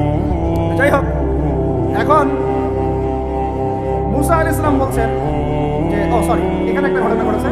খিদির আলাইহিস সালাম দেখলেন যে বাড়ি থেকে তাদেরকে তাড়িয়ে দেওয়া হলো, মেহমানদারি করা হলো না, ওই বাড়ির একটা দেয়াল ধসে পড়ে গেছে, ওই বাড়ির একটা দেয়াল ধসে পড়ে গেছে। তখন তিনি সেটাকে নিজের হাতে আবার নির্মাণ করে দিলেন। সুবহানাল্লাহ। এটা দেখে মুসা আলাইহিস সালাম বললেন যে আপনি তো চাইলে কিছু আজর নিতে পারতেন, আপনি যে এত কষ্ট করে এটা নির্মাণ করে দিলেন, আপনি তো চাইলে একটু টাকা পয়সা নিতে পারতেন, ওরা মেহমানদারি করলো না, ওইটা দিয়ে হয়তো আমরা কি করতে পারতাম, নাস্তা পানি করতে পারতাম। তখন তিনি বলেন হাদা ফিরাকু বাইনি ওয়া বাইনাক, এই হলো তোমার আমার ফেরাক, পার্থক্য শেষ, তোমার সাথে আমার চলা আর হলো না। আমাদের নবী সাল্লাল্লাহু আলাইহি ওয়াসাল্লাম বলেছিলেন যদি সেদিন মুসা আলাইহিস সালাম এই প্রশ্নগুলো বারবার না করতেন তাহলে আরো অনেক জ্ঞান শেখা যেত। তখন তিনি বলছেন ঠিক আছে, হাদা ফিরাকু বাইনি ওয়া বাইনাক সাউনাব্বিউকা বিতাউইল মা লাম তাসতাতি' আলাইহি সাবরা, তবে যাওয়ার আগে আমি তোমাকে জানিয়ে দেব এই তিনটা ক্ষেত্রে মূল ঘটনা কি ছিল যে বিষয়ে তুমি সবর করতে পারবে। আম্মা সাফিনা, ওই যে সাফিনা বা নৌকা, আম্মা সাফিনাতু ফাকানা লিমাসাকিন ইয়ামালুনা ফিল বাহর, ওই যে সাফিনা বা নৌকাটা ওইটা ছিল মিসকিনদের, মিসকিন মানে বলা হয় কি হতদরিদ্র মানুষ, জেলে টাইপের, যাদের কিছু নাই, নৌকায় মানে সমুদ্রে মাছ ধরে ধরে খায়, এরকম কিছু মানুষের ওই সাফিনা বা নৌকাটা ছিল। এবং ওদের পিছনে ছিল একটা মালিক, মালিক মানে এখানে জলদস্যু। যদি ওই সাফিনা বা নৌকাটা আমি ছিদ্র না করতাম, ওই জলদস্যুরা এটা ভালো অবস্থায় পেলে ছিনতাই করে হাইজ্যাক করে নিয়ে যেত। আমি যেহেতু ফুটা করে দিয়েছি এই জন্য এটা ত্রুটিযুক্ত, এই নৌকাটা তারা আর নেবে না। তোমার কাছে বাইরের চোখ দিয়ে মনে হয়েছে যে আমি একটা অন্যায় করেছি, আসলে আমি তাদের উপকারী করেছি। বলেন সুবহানাল্লাহ। বুঝতে পারছি বাইরের চোখ ভিতরের চোখ কি জিনিস? আচ্ছা, ওয়ামাল গুলামু ফাকানা আবওয়াহু মুমিনাইন ফাখাশিনা আন ইউরহিকাহুমা তুগয়ানা ওয়া কুফরা। এটা আমাদের এই যে শাহবাগী প্রজন্মের জন্য একটা প্রযোজ্য।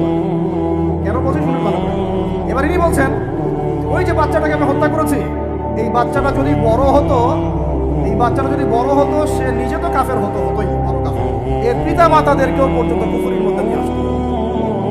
মানে একটা কাফের প্রজন্ম তো তৈরি করতোই, বরং এই কাফের মানুষকে কাফের করার জন্য নাস্তিক মুরতাদ বানানোর মিশন নিয়ে মাঠে নামতো, বুঝলে না? ওই জন্য আমি ছোটবেলায় এদেরকে হত্যা করে দিয়েছি, যাতে বড় হয়ে কাজটা করতে না পারে। কথা বুঝতে পারছেন? আর তিনি বলছেন আমি এটা নিজের ইচ্ছায় করি নাই, ওমা ফাআলতু আন আমরি, আমি এটা নিজের ইচ্ছায় করি নাই, এটা আল্লাহ পাকের আদেশ ছিল। বলে সুবহানাল্লাহ। আর ওয়াম্মাল জিদার فكان لغلامين يتيمين في المدينة وكان تحته كنز لهما সুবহানাল্লাহ। আর 3 নাম্বার তিনি বলছেন আর ওই যে দেয়ালটা আমি নির্মাণ করেছি, এই দেয়ালটা ছিল ওই বাড়ির 2 এতিম বালকের। সুবহানাল্লাহ। وكان أبوهما صالحا, তাদের বাবা ছিল সৎ। আর ওই দেয়ালের নিচে তাদের বাবা মায়ের রেখে যাওয়া পৈতৃক সম্পত্তি খাজানা ছিল। যদি দেয়াল নির্মাণ না করতাম, মানুষ সেই খাজানা নিয়ে চলে যেত। দেয়াল নির্মাণ করেছি, ওরা যখন বড় হবে তখন ওই খাজানা তারা অটোমেটিকলি পেয়ে যাবে। তো 3টা ক্ষেত্রেই হে মূসা তুমি সবর করতে পারো নাই, তোমার কাছে মনে হয়েছে যে আমি অন্যায় করছি, কিন্তু আসলে এই প্রত্যেকটা ক্ষেত্রে আমি সঠিক ছিলাম। এখানে একটা চমৎকার শিক্ষা আছে, একটা চমৎকার গভীর একটা শিক্ষার ব্যাখ্যা আছে, অন্তর্দৃষ্টির শিক্ষা, যে শুধুমাত্র বাইরের চোখ দিয়ে, বাইরের এইসব সাক্ষরতার হাত দিয়ে, সার্টিফিকেট দিয়ে, নাম সিগনেচার করে, এত বইপত্র পড়েই মানুষ প্রকৃত শিক্ষিত হয় না। একটা গভীর একটা বুঝ দরকার, আল্লাহর মারিফত দরকার, আল্লাহর নূর দরকার, তাসকিয়া দরকার, দূরদর্শিতা দরকার, যেটাকে আমরা হিকমা বলি। ওয়া ইউতাল হিকমা ফাকাদ উতিয়া খায়রান কাসীর। আল্লাহ বলেছেন যাকে হিকমা এবং প্রজ্ঞা দেওয়া হয়েছে তাকে অনেক প্রচুর প্রচুর কল্যাণ দিয়ে দেওয়া হয়েছে। এখানে দেখেন একজন নবী হয়েও তিনি বুঝতে পারেন না এই 3টা ঘটনার পিছনের কারণ কি। অথচ খিদর আলাইহিস সালামকে আল্লাহ পাক এমন জ্ঞান দিয়েছিলেন যে এই জ্ঞান দিয়ে তিনি ব্যাখ্যা করলেন যে পিছনের কারণ কি ছিল। এখন এই ঘটনাটা আপনার আমার জন্য শিক্ষা। আমি বলেছি সূরা কাহফ সেই সূরা যা আপনার অন্তর্দৃষ্টি ভিতরের চোখ খুলে দিবে, আপনার কলবে নূর নিয়ে আসবে। আপনি এমন কিছু দেখবেন, বুঝবেন, শুনবেন যা সবাই বুঝতে পারছে না, সবাই শুনতে পারছে না, সবাই দেখতে পারছে না। বাস্তবতা এটা না যে আপনার অনেক মসজিদ আছে, অনেক মাদ্রাসা আছে, অনেক মুসলমান, আপনারা যুব সমাজের একদম বিস্ফোরণ, একজন বক্তা আসছে, একদম আল কোরআনের আলো ঘরে ঘরে জ্বালো। আদতে এগুলোর কোনো মূল্য হচ্ছে না, আদতে এগুলো দিয়ে সারা বিশ্ব দিন প্রতিষ্ঠা হচ্ছে না। কারণ বিশ্বের বাস্তবতা আমরা বুঝতে পারি না। বিশ্বের বাস্তবতা বুঝতে হলে খিজির হতে হবে। বিশ্বের বাস্তবতা এইটাই যে ওরা এখন এত শক্তিশালী একটা অবস্থায় গিয়েছে, ওখান থেকে আমাদেরকে তারা কন্ট্রোল করা শুরু করেছে বিগত প্রায় 100 বছর থেকে। কত বছর থেকে? এগুলো আমাদের হুঁশই নাই।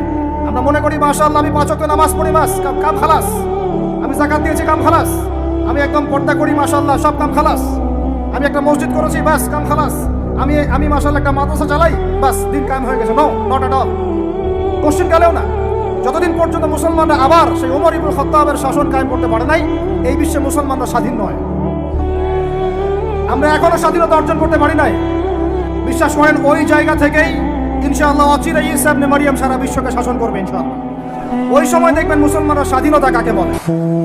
এটা হবেই, আমরা পারি আর না পারি, আমরা বেঁচে থাকি আর না থাকি, আপনারা থাকেন আর না থাকেন, আমাদের বাচ্চারা থাকুক আর না থাকুক, একটা প্রজন্ম আল্লাহ পাক নিয়ে আসবেন, একটা প্রজন্ম আল্লাহ পাক নিয়ে আসবেন। আমি বলছি ওই প্রজন্ম টিকটক প্রজন্ম না, ওই প্রজন্ম এইসব মানে সেলফি শোডাউন আইওয়াস প্রজন্ম না। ওই প্রজন্ম এরকম না যে নামাজ পড়ে না, কোরআন তেলাওয়াত করে না। ওই প্রজন্ম এমন না দাওয়াতের মেহনত নাই, ওই প্রজন্মের জিহাদের কোনো জজবা নাই, ওই প্রজন্মের মধ্যে ইসলামের শারঈ কোনো জ্ঞান নাই, ওলামায়ে কেরামের কোনো সোহবত নাই, দিন প্রতিষ্ঠার কোনো ফিকির নাই। এমন প্রজন্মের কোনো প্রয়োজন নাই আমাদের এমন প্রজন্মের দরকার যে প্রজন্মের প্রত্যেকটা যুবক ভাই নামাজি, কোরআনওয়ালা, সুন্নতওয়ালা, সুন্নতের পাবন্দ এবং তাহাজ্জুদ গোজার। এক কথায় রাতের বেলার দরবেশ, দিনের বেলার ফোরসাওয়ার। এইরকম প্রজন্ম যখন আমরা করতে পারবো, ওই দিন ইনশাআল্লাহ এই মাহফিল বলেন, এই মসজিদ, মাদ্রাসা, এই রাষ্ট্র সব সফল হবে ইনশাআল্লাহ। এখন শুধু বেসিক কাজ করা হচ্ছে যে আরবরা ওদের বিরুদ্ধে এখন কথা বলতে সাহস পাচ্ছে না, ওই এক একটা আরব রাষ্ট্র দখল করে ছাড়বে দেখে নিন। আমি যদি ওটা চাচ্ছি না, দোয়া করি না, কিন্তু ওদের এজেন্ডা এটাই যে পুরো, আমি আখিরুজ্জামানের স্টুডেন্ট, ওদের এজেন্ডা আমি আলহামদুলিল্লাহ বিগত 5-7 বছর থেকে পড়াশোনা করেছি। আমি আমার টুপির নিচ থেকে কথা বলছি না। ওদের এজেন্ডা হচ্ছে পুরো হোলি ল্যান্ডটা তারা দখল করতে চায়। হোলি ল্যান্ড মানে মিশরের নীল নদ থেকে শুরু করে ইরাকের ইউফ্রেটিস নদী পর্যন্ত এই পুরো জায়গাটা তারা দখল করতে চায়। কেন চায়? কারণ তারা মনে করে ওই জায়গাটা সৃষ্টিকর্তা তাদেরকে দিয়েছেন। তারা মনে করে ওইটা হচ্ছে তাদের মাসিহ আসার জায়গা, এবং ওই জায়গা থেকে তাদের মাসিহ, তথাকথিত মাসিহ, পুরো বিশ্বকে শাসন করবে এবং তারা তাকে সঙ্গ দিবে। এটা ওদের এজেন্ডা, এটা ওদের ভিশন। যত কিছু ওরা পৃথিবীতে করছে এই ভিশনটাকে কাজে লাগিয়ে, এই ভিশনটাকে পিছনে রেখে তারা এই কাজগুলো করছে। এটা আপনি বুঝতে পারবেন না বাইরের চোখ দিয়ে, ভিতরের চোখ দিয়ে পড়াশোনা করেন, খেদির হন, বুঝতে পারবেন। এ কারণে এই উদ্দেশ্যেই তারা বিগত 100 বছর থেকে পুরো ওয়ার্ল্ড অ্যাফেয়ার্সের আগে রাজনীতির নিয়ন্ত্রণ নিয়েছে। কিসের নিয়ন্ত্রণ নিয়েছে? আপনি নিচু জায়গায় যত কথাই বলেন, ওই জায়গার ক্ষমতা আপনার হাতে না থাকলে আপনি জনগণকে সর্বোচ্চভাবে ইসলামের দিকে আনতে পারবেন না। আপনি এখন যদি সবাইকে জোর করে মাস্ক পরাতে পারেন আইন প্রয়োগ করে, এভাবে ওই ক্ষমতা হাতে থাকলে প্রত্যেক জনগণকে কোরআনও শেখানো যায়। ওই ক্ষমতাটা ইসলামের দরকার আছে। যদি যদি ওই ক্ষমতার বলে প্রত্যেক মানুষকে মসজিদে সোশ্যাল ডিস্টেন্স মেনটেন করানো যায়, তাহলে ওই ক্ষমতা যদি হাতে থাকতো প্রত্যেক মা বোনকে পর্দা করানো যেত, প্রত্যেক যুব ভাইকে দিন শেখানো যেত, বাধ্যতামূলক কোরআন শিক্ষাও চালু করা যেত, বাধ্যতামূলক কোরআন শিক্ষার সাথে হাদিসের শিক্ষা চালু করা যেত, সিলেবাসের মধ্যে নবীর সিরাত সংযোজন করা যেত। ইসলামে এই ক্ষমতাটা দরকার আছে, কিন্তু এটাকে অ্যাচিভ করার যে পথ পদ্ধতি, এই পথ পদ্ধতির মধ্যে আমরা আসলে কেউ নাই। নবীর তরিকার মধ্যে আমরা নাই, আমরা পড়ে আছি পশ্চিমা তরিকার মধ্যে। পশ্চিমা তরিকা দিয়ে ওই জায়গায় আপনি যেতে পারবেন না, আর যদি যেতে পারেনও পশ্চিমারা আপনাকে সেখানে থাকতে দিবে না। আমাদের এখানে সবচেয়ে ভালো মানুষ যিনি, এখানকার এই এলাকার যিনি দায়িত্বশীল, তিনি যদি সবচেয়ে মোত্তাকি পরহেজগার মানুষ হন, তিনিও যদি দাঁড়িয়ে বলেন যে আমি ইসলামের পক্ষে আছি, কোরআনের পক্ষে আছি, হাদিসের পক্ষে আছি, তার উপর থেকে চাপ চলে আসবে। ওই জায়গায় যতক্ষণ পর্যন্ত আঘাত না পড়ছে ততক্ষণ পর্যন্ত আপনি বিশ্বে স্বাধীন হতে পারবেন। অতএব বাইরের চোখ দিয়ে না, ভিতরের চোখ দিয়ে দেখতে শিখুন। তো ভিতরের চোখ পুরো জিও পলিটিক্সটা আপনাকে বুঝাবে। ভিতরের চোখ দিয়ে দেখলে আপনি দেখবেন মুসলমানরা এখনও তাদের অধীনে পরাধীন হয়ে আছে। এখান থেকে আমরা স্বাধীনতা চাই ইনশাআল্লাহ। আল্লাহ পাক আমাদেরকে সেই স্বাধীনতা অর্জন করার তৌফিক দান করেন। এবার অর্থনৈতিক জীবনে আসেন। অর্থনৈতিক জীবনে এসে দেখবেন আপনি মাশাআল্লাহ মনে করবেন যে আপনি তো হালাল খাচ্ছেন, হ্যাঁ, গরুর গোশত খাচ্ছেন প্রত্যেক জুমায়, আমরা মাশাআল্লাহ মুরগির গোশত খাচ্ছি। ঢাকার মানুষ তো খালি খায় আর খায়, সবাই খাচ্ছে মাশাআল্লাহ, বসে ছেলে মেয়ে ফুচকা চটপটি এইটা খাবারের দোকানের অভাব নাই, সবাই খাচ্ছে। ভাবখানা এমন যে দুনিয়াতে এসেছেই খাওয়ার জন্য। আল্লাহ পাক আমাদেরকে বুঝদান করেন, হেফাজত করেন। এগুলো করতে দুনিয়াতে আসি নাই আমরা, এগুলো আমাদের মূল কাজ নয়, এগুলো আমাদের প্রয়োজন। আপনি মনে করছেন যে মাশাআল্লাহ সবাই হালাল খাচ্ছি, বিশ্বাস করেন পুরো বিশ্বের অর্থনীতি সুদভিত্তিক। একদম খোলামেলা বাকুলু কওলান সাদীদা বললাম, আল্লাহ পাক বলেছেন একদম স্পষ্ট সরাসরি খোলামেলা কথা বলো, পুরো বিশ্বের অর্থনীতি সুদভিত্তিক। যারা এই পুরো বৈশ্বিক অর্থনৈতিক সিস্টেমের মধ্যে ঢুকে গেছে, অর্থাৎ ওয়ার্ল্ড ব্যাংক, IMF এবং ফেডারেল রিজার্ভ ব্যাংকের আওতায় চলে আসছে, এরকম কোন সেন্ট্রাল ব্যাংক 100% সুদ মুক্ত হতে পারবে না। ফুল স্টপ, কোনোভাবে সম্ভব। আপনি যত বড় মুসলিম কান্ট্রি হন না কেন, আপনি এদের আওতায় থাকলে কোনো অবস্থাতেই সুদ মুক্ত থাকতে পারবেন। তাহলে এখন আমি যদি আপনাকে প্রশ্ন করি, বিগত 20 বছর থেকে একটা রাষ্ট্র একটা লড়াই করেছিল এবং সাম্প্রতিক সময়ে তাদের কারেন্সি মার্কিন ডলারকে ছাড়িয়ে গেছে, এই তথ্য কি আপনাদের কাছে আছে? তথ্য আছে, নাম মেনশন করার দরকার নাই, আপনারা বুঝতে পারেন কি পারেন না। কথা হচ্ছে তারা পারলো কিভাবে? অনেক কারণ, যাকাত ভিত্তিক অর্থনীতি, তারপরে দ্বৈত অর্থনীতি, হালাল অর্থনীতি, দুর্নীতি কমানো, কৃষিভিত্তিক অর্থনীতি। 3 বছরের মধ্যে ঘুরে দাঁড়িয়েছে, মাত্র 3 বছর। সারা বিশ্বের অর্থনীতি এখন সুদভিত্তিক। এখান থেকে ঘুরে দাঁড়াতে হলে আমরা অবশ্যই পারবো, কেন পারবো না?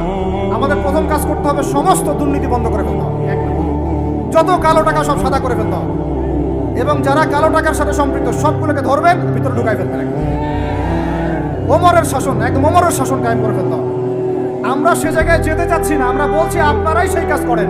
আমরা উদাত্ত আহ্বান জানাচ্ছি, যেই থাকুক করে আমরা দোয়া করতে সমস্যা আছে। আমরা সে জায়গায় জোর করে যেতে চাচ্ছি না, অন্তত আমার এই ইচ্ছা নাই। আর আমি কোনো পলিটিক্যাল দলের মানুষও না, জীবনে করিও নাই, করার ইচ্ছাও নাই। আমি আমার অনুরোধ, আমার আক্ষেপ, আমার আবদার হচ্ছে সমস্ত দুর্নীতিবাজদেরকে ধরবেন আর সাইজ করবেন। ওমর রাদিয়াল্লাহু তাআলা আনহু, সে যদি দাড়িওয়ালাও হয়, টুপিওয়ালাও হয়, পাগড়িওয়ালা হয়, জুব্বাওয়ালা হয়, ইমাম হয়, তবু তাকেও ধরবেন, কোনো সমস্যা নেই। সমস্ত কালো টাকাকে সাদা করে ফেলবেন, দেখবেন এমনি বাইতুল মালের সম্পদ বেড়ে গেছে আলহামদুলিল্লাহ। দ্বিতীয় কাজ, যাকাত ভিত্তিক অর্থনৈতিক সিস্টেম চালু করা। বাংলাদেশে এমন প্রচুর মানুষ আছে যাদের একজনের যাকাতের টাকা দিয়ে একটা গ্রামের মানুষকে খাওয়ানো যাবে ইনশাআল্লাহ। এরা যাকাত দেয় না, এরা ট্যাক্সও দেয় না, সরকারকে করও দেয় না, যাকাতও দেয় না। এই ট্যাক্স ফাঁকি দেওয়া মানুষ, কর ফাঁকি দেওয়া মানুষ, এই চোরদেরকে ধরতে হবে, ধরে এদের কাছ থেকে যাকাত আদায় করতে হবে, বাধ্যতামূলক যাকাত আদায় করতে হবে। তারপরে দেখবেন আমরা বৈদেশিক ঋণের জন্য বসে থাকার কোনো প্রয়োজন হবে না, আমাদের টাকা দিয়ে আমরাই চলতে পারবো ইনশাআল্লাহ। 3 নাম্বার হচ্ছে দ্বৈত অর্থনীতি। ওরা কিন্তু একটা কারেন্সি চালায় নাই, একাধিক কারেন্সি চালিয়েছে। এটা অর্থনীতিবিদ যারা তারা বুঝবেন। একটা কারেন্সির অনেক দুর্বলতাও আছে, এগুলো নিয়ে আমি খোলামেলা কথা এই মাহফিল স্টেজে বলতে পারবো না। বসতে চাইলে বসেন আমার সাথে, অর্থনীতি নিয়ে বসতে চাইলে আমার সাথে বসেন, আমরা আলোচনা করি, কথা বলেন, আমাদেরকে মূল্যায়ন করেন, কথা শোনেন। ইউসুফ আলাইহিস সালাম বলেছিল না যে আমি বিশ্বস্ত, আমাকে দায়িত্ব দেন? আমি বলতে চাই আমি বিশ্বস্ত, আমাকে দায়িত্ব দেন। আমি তো চাই, আমি তো দাবি জানাই উপরের লেভেল থেকে এমন একটা শিক্ষা ব্যবস্থা প্রণয়ন করা হোক যাতে আমার মাদ্রাসা করার প্রয়োজনই না হয়। ওই সিস্টেম রাষ্ট্রীয়ভাবেই পড়ানো হবে ইনশাআল্লাহ। আপনি মালয়েশিয়ার দিকে তাকিয়ে দেখেন, আপনি এই যে ওয়েস্টার্ন কান্ট্রির মধ্যে অনেক কান্ট্রি আছে, অস্ট্রেলিয়ার মতো জায়গাতে আছে, ব্রিটেনের মতো জায়গাতে আছে, কোনো কোনো ক্ষেত্রে আপনি লেবাননকে দেখেন, ইয়েমেনকে দেখেন, জর্ডানকে দেখেন, কাতারকে দেখেন, সৌদি আরবিয়াকে দেখেন, অনেক কান্ট্রি আছে। ভালো কাজের তো প্রশংসা করতে দোষ নাই, দোষ আছে? এমনকি অনেক পশ্চিমা কান্ট্রিতেও একদম উপর লেভেল থেকে ইসলামিক সিলেবাস প্রণয়ন করা হয়েছে। তার মানে এমন না যে তারা সায়েন্সকে গুরুত্ব দেয় নাই, ম্যাথকে গুরুত্ব দেয় নাই, ফিজিক্স পড়ায় নাই, অ্যাস্ট্রোফিজিক্স পড়ায় নাই, ইকোনমিক্স পড়ায় নাই, বিষয়টা এমন না। তারা ফিলোসফি পর্যন্ত পড়িয়েছে। ঘাটাঘাটি করেন, অনলাইনে সব মজুদ আছে। এমন শিক্ষানীতি প্রণয়ন করা সম্ভব, একদম প্লে থেকে নিয়ে মাস্টার্স পর্যন্ত। আমার ছেলে ইমামতিও করবে, এদিকে বিমানও উড়াবে ইনশাআল্লাহ। আমার মেয়ে ডাক্তারও হবে, এদিকে দেখবেন হাফেজাও হবে ইনশাআল্লাহ। একজন মুফতি সাহেব, তিনি ফতোয়াও দিবেন, একই সাথে বিশ্ব অর্থনীতি সম্পর্কে জানবেন ইনশাআল্লাহ। একজন আর্মি অফিসার, তিনি যেমন সামরিক ক্ষেত্রে লিডার হবেন, তেমনি দেখবেন ফিকহের কিতাব মোতালা করে ফতোয়া দিতে পারছেন ইনশাআল্লাহ। এই যুগটা এটা কোনো মানে স্বপ্নের যুগ নয়, এই যুগটা ছিল এক সময়। বেশি দিন দূরে যেতে হবে না, আপনি 200-300-400 বছর পিছনে যান, দেখবেন মুসলমানরা এমন সোনালী যুগ পার করে আসছে। অতএব এগুলো কোনো গাল গল্প করছি না আমি, এগুলো বাস্তবে রূপান্তরিত করা অবশ্যই সম্ভব, বারহাক সম্ভব, যদি এরকম কিছু মানুষের মধ্যে উদ্দীপনা থাকে, একটা সৎ সাহস থাকে, আমাদের উপর থেকে যদি একটা সহযোগিতা আসে এবং আমাদের মতো যারা ইয়াং তাদেরকে যদি মূল্যায়ন করা হয়, ইনশাআল্লাহ দেখবেন বাংলার জমিন পরিবর্তন হয়ে গেছে। এই পরিবর্তন হলে দেশের জন্য কোনো খারাপের কিছু নাই, রাষ্ট্র পিছিয়ে যাবে না, রাষ্ট্র আরো এগিয়ে যাবে ইনশাআল্লাহ। আরো ব্যাপার আছে। আপনি মালয়েশিয়ার একটা ক্লাস 10-এর বাচ্চা দিকে তাকান। ক্লাস 10-এর একটা বাচ্চা কোনোদিন মাদ্রাসায় যাই নাই, স্কুলে পড়েছে, কিন্ডারগার্টেনে পড়েছে, রাষ্ট্রীয় সিলেবাসে পড়েছে, মাত্র 10 থেকে 12 বছর পড়াশোনা করে ও এখন এদিকে এসএসসি এইচএসসি লেভেলেও চলে গেছে, ও লেভেল এ লেভেল পরীক্ষা দিয়েছে, এদিকে সে ইমামতি করার যোগ্যতা অর্জন করেছে। এখন আমাকে বলেন ওই রাষ্ট্রটা কি পিছিয়ে গেছে? অতএব এই শিক্ষার দিকে অনেক মনোযোগ হতে হবে আমাদের সবাইকে, আল্লাহ পাক তৌফিক দান করেন। আমরা যদি এখন এগুলোর বিরুদ্ধে গঠনমূলক কথা না বলি, গঠনমূলক প্রতিবাদ না করি এবং আমাদের রাষ্ট্রপ্রধানদেরকে না বুঝাই, তাহলে অনেক দেরি হয়ে যাবে।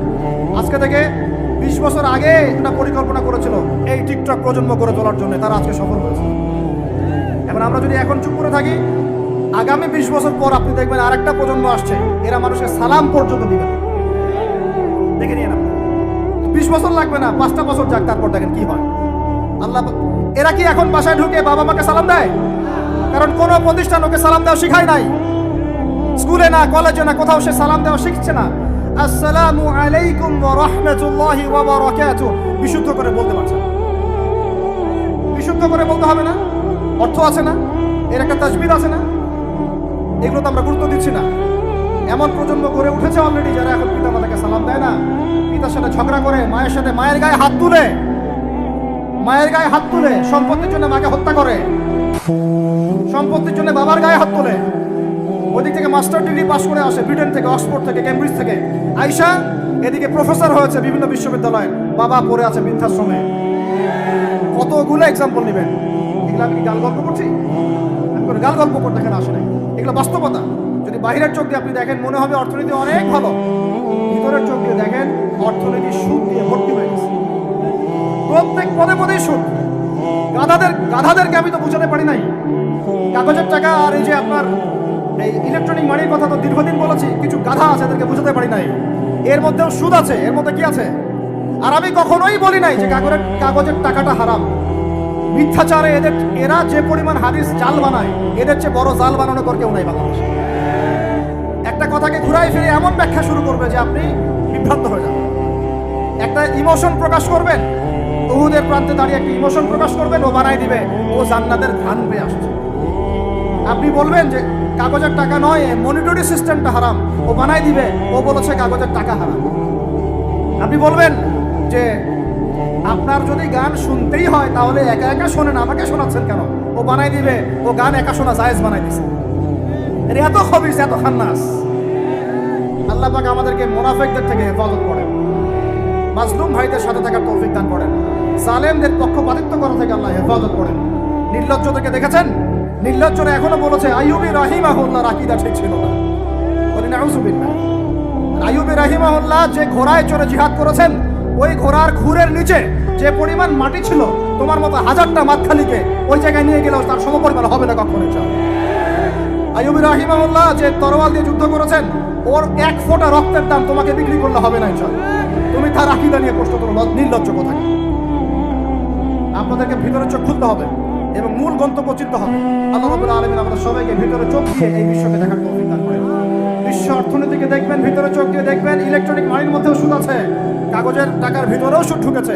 সামনে আসবে বিটকয়েন্স, যেটা অলরেডি চলে আসছে। আরেকটা আসবে, সেটা হলো ক্যাশলেস সোসাইটি। কি বললাম বলেন? বলদ বলবে যে ভবিষ্যৎবাণী করে গেল, আহলুল বলদ ওয়াল কিরদা, আহলুল হিমার ওয়াল কিরদা, এরা ভবিষ্যৎবাণী করে গেল। আরে বর্তমান সম্পর্কে তুমি খবর রাখো না বলেই তো বর্তমানকে ভবিষ্যৎ মনে হয় তোমার। এটা বহু কান্ট্রিতে অলরেডি চালু হয়ে গেছে। এই যে আমাদের অনেক ভাই ব্যবসা করে, তারা চায়না যায়, কোরিয়া যায়, উত্তর কোরিয়া, দক্ষিণ কোরিয়া যায়। ওরা দেখে আসতেছে চায়না চালু করে ফেলছে অলরেডি। ক্যাশলেস সোসাইটি মানে হচ্ছে আপনি আপনার মুদ্রাকে সংরক্ষণ করতে পারবেন না। আপনি দেখলেন খিদির আলাইহিস সালাম দেয়াল নির্মাণ করলেন, দেয়ালের নিচে কি ছিল? খাজানা ছিল। তাহলে দেয়ালের নিচে খাজানা তিনি সংরক্ষণ করলেন কেন? এতিম বালকরা যেন বড় হয়ে সেটা নিতে পারে। তাহলে আপনি চিন্তা করেন, ওই মুদ্রাটা কি ছিল? ইলেকট্রনিক মানি ছিল, যেটা তিনি সংরক্ষণ করলেন। ওই মুদ্রাটা কি কাগজের মুদ্রা ছিল, যেটা তিনি সংরক্ষণ করলেন? ওই মুদ্রাটা কি বিটকয়েন ছিল, যেটা তিনি সংরক্ষণ করলেন? তিনি সংরক্ষণ করেছেন হয় গোল্ড কয়েন অথবা রূপার মুদ্রা। কারণ এটার মূল্য কমে যাবে না। এরা 20 বছর পর বড় হলেও বাবারই সম্পত্তি ফেরত পাবে। এইটা হলো ইসলামিক কারেন্সি, যেটা বিশ্ব থেকে উঠিয়ে দিয়েছে। আমরা এই ব্যাস ওই যে ওই সুর মিলাচ্ছি। ওরা কাগজের মুদ্রা দিয়ে সারা বিশ্বটাকে ডমিনেট করছেন। তাও আবার এখানে আরো ব্যাপার আছে, কাগজের সব মুদ্রা আবার এক মানের না। এগুলো হচ্ছে হার্ড কারেন্সি, মানে শক্তিশালী কারেন্সি। এগুলো সফট কারেন্সি, মানে নরম কারেন্সি। বাংলাদেশের টাকা কোন কারেন্সি, হার্ড না সফট? এতটুকু তো জানেন। হার্ড কারেন্সি কি? মার্কিন ডলার। যে সারা বিশ্বের সফট কারেন্সিগুলো আমার কারেন্সি দিয়ে নির্ধারিত হবে। মানে আপনার 100 টাকা সমান সমান ওর $1। কয়দিন আগে ইলেকশনের আগে একটা শব্দ শুনেছিলেন অনলাইনে, স্যাংশন দিতে চাই। স্যাংশন মনে আছে? হ্যাঁ মনে আছে? কি জিনিস বুঝছেন আপনারা? কিছুটা অর্থনৈতিক নিষেধাজ্ঞা। কিভাবে দিতে পারে? আপনার টাকার মান তারা কমাই দেবে। তখন 1 কেজি পেঁয়াজের দাম হবে 500 টাকা, 1 কেজি রসুনের দাম হবে 1000 টাকা, 1 ব্যারেল তেলের দাম হয়ে যাবে দেখবেন 10,000 20,000 টাকা। কিচ্ছু করতে পারবেন না। তুরস্কের মতো কান্ট্রি যখন ঘুরে দাঁড়ানোর চেষ্টা করছিল, ওদের লিরার মান তারা বাড়িয়ে দিল একদম। ওটা তো মনে হয় 12,000 পর্যন্ত চলে গেছে। ইনফ্লেশন বলি আমরা এটাকে, মুদ্রাস্ফীতি, ওটা প্রায় 12,000% পর্যন্ত বেড়ে গিয়েছিল। আরো আছে, বলতে থাকলে সারা রাত যাবে। এরপরে তারা আরবদেরকে বোঝালো, ইয়া শাইখ, আরবদেরকে বোঝালো, হাবিবি, ইয়া হাবিবি, কাছে আসেন, শোনেন, আমরা আপনাদের কাছে তেল আছে, আপনারা তো তেল বয়কট করে দিয়েছেন, আর তেল ছাড়া তো আমাদের যুদ্ধ বিমান ফ্লাই করছে। তেল কাদেরকে দিয়েছে আল্লাহ পাক? মিডল ইস্ট আরবকে দিয়েছে। ঠিক আছে, এখন হাবিবিকে বলা হচ্ছে আপনারা তো তেল বয়কট করে দিলেন। এটা করেছিল বাদশাহ ফয়সাল বলেন রাহিমাহুল্লাহ। উনি একজন সাহসী নেতা ছিলেন, এই জন্যই তাকে গুপ্ত হত্যা করা হয়েছে। সাহসী যারা, তাদেরকে গুপ্ত হত্যা করে এটা একটা সুন্নত। এটা মাথায় রাখবেন। খুব ট্যালেন্টেড একজন দেখবেন, খুব ট্যালেন্টেড একজন বিজ্ঞানী দেখবেন হঠাৎ নাই, তাপাস করে মিসাইল এসে পড়ে গেল। এমন সূক্ষ্ম স্নাইপার দূর থেকে 12,000 কিলোমিটার দূর থেকে মেরে দিলে আপনার কলিজার মধ্যে ফেলে গেল। এগুলো জেনে বুঝেই আমরা প্রতিদিন সকাল করি, সন্ধ্যা করি, আলহামদুলিল্লাহ। কারণ অ্যাটলিস্ট আপনাকে তো জানতে হবে। জেনে নেন, পরে আপনারা চিন্তা করবেন যে কিভাবে লাইফ লিড করবেন। ফাযাক্কিরিন নামা আনতা মুযাক্কির, আপনি উপদেশ দিন, শুধু আপনি উপদেশ দাতা, লাস্তা আলাইহিম বিমুসাইতির। ফাযাক্কিরিন নাফাআতিয যিকরা সায়াযাক্কারু মান ইয়াখশা, যারা আল্লাহকে ভয় করে তারা ফিরে আসবে ইনশাআল্লাহ। যেটা বলছিলাম, বাদশা ফয়সাল একদম বয়কট করে দিলেন। এবার ওরা এসে বুঝাচ্ছে যে তেল ছাড়া তো আমাদের চলছে না। এদিকে ওদের ডলারের মান কমে যাচ্ছে, মুদ্রাস্ফীতি হচ্ছে, ইনফ্লেশন হচ্ছে। এখন তারা বোঝালো যে ঠিক আছে, একটা চুক্তি করা যাবে। যুবকরা ভালো করে শোনেন, এগুলো জানেন না বলেই অনেক সময় আপনি সহি বলে সহি ভুল পথে যাচ্ছেন। ভাই, সহি পথেই যাচ্ছেন, বাট এটা সহি ভুল হয়ে যাচ্ছে। বুঝতে পারছি? সহিহের আড়ালে একটা মারাত্মক সহিফ আর জাল আকীদা আছে। এটা আপনার সামনে সহিকে ঢেকে দেওয়া হয়েছে, বুঝতে পারতেছেন না? এই জায়গাটাকে ভালো করে বোঝেন। যখন উম্মার সাথে কেউ গাদ্দারি করে তখন সে সহি থাকে না। উম্মতের সাথে কেউ যদি গাদ্দারি করে তখন সে কি থাকে না, সহি থাকে না। এখন আসেন ধর্মতাত্ত্বিক কথা বলছে এখানে। বাচ্চা ফয়সাল তাকে কনভিন্স করা হলো, ঠিক আছে আমরা তেল কিনবো আপনাদের কাছ থেকে, কিনবো আপনাদের গার্লফ্রেন্ড যেগুলো আছে এদের কাছ থেকে কিনবো, তবে একটা শর্ত, আপনারা তেল বিক্রি করবেন শুধু মার্কিন ডলারে, অন্য কোনো কারেন্সিতে তেল বিক্রি করতে পারবেন। আপনি বাংলাদেশ গভর্নমেন্ট যদি গিয়ে এক ব্রিফকেসের মধ্যে 1 কোটি টাকা নিয়ে যায়, বুঝলেন কথা, বুঝতে পারতেছেন? 1 কোটি টাকা আমাদের টাকা নিয়ে গিয়ে যদি বলে শাইখ হাবিবি আমাকে তেল দাও, ওরা বলবে তেল দিতে পারবো, খালাস খালাস, এখান থেকে বের হও। বুঝতে পারেন না? 1 কোটি কি দিবেন টাকা, তেল দিবেন, লিখে নেন দিবেন। কিন্তু সেই 1 কোটি টাকাকে যদি আপনি ডলারে কনভার্ট করেন, ওটাকে ডলার দিয়ে কনভার্ট করেন, করে যদি বলেন হাবিবি তেল, তখন বলবে যে আসো দাঁড়ালি লাগবে, তেল নিয়ে যাও খালাস। বুঝতে পারছেন?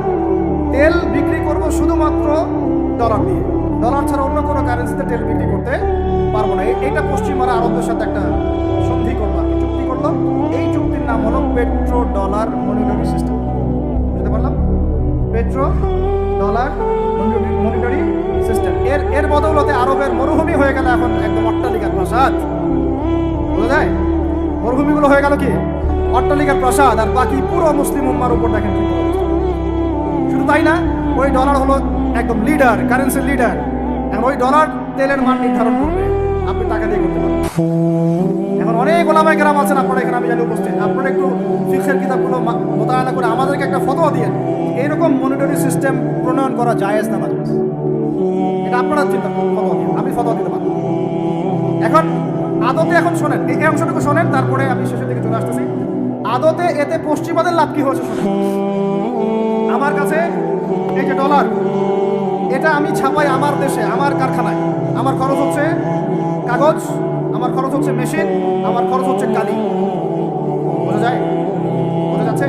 আচ্ছা, এখন সেটা আমি বানালাম, ছাপালাম, দিয়ে আমি আরবকে দিলাম তেল দাও, ওরা এই কাগজের টাকাটা নিল, নিয়ে রিজার্ভ করলো, করে মূল যে তেল, এই তেলটা মনে করেন তেল বা সোনা, তেল বা সোনা একই কথা, কারণ সোনার ফাংশন প্লে করছে এখন তেল। এখন তো যেহেতু গোল্ড দিনার নাই, দিরহাম নাই, এই তেলটা তারা নিল, নিয়ে ওদের দেশের আন্ডারগ্রাউন্ডে বাংকার আছে, গ্যালনকে গ্যালন তেল রিজার্ভ করতে থাকলো, এমনভাবে রিজার্ভ করতে থাকলো যে বিগত আগামী 30 বছর যদি বিশ্বে কোনো তেল নাও থাকে, ওরা চলতে পারবে, প্লেন উড়াইতে পারবে। ওদের মিলস বন্ধ হবে না, ফ্যাক্টরি বন্ধ হবে না, ওদের ইন্টারনেট সেকশন বন্ধ হবে না, বিদ্যুৎ বন্ধ হবে না, ওদের কোনো কিছুই বন্ধ হবে না, কোনো প্রযুক্তি বন্ধ হবে না। এত তেল তারা রিজার্ভ করলো কি দিয়ে? ওর দেশে ছাপানো বিনামূল্যের ডলার দিয়ে।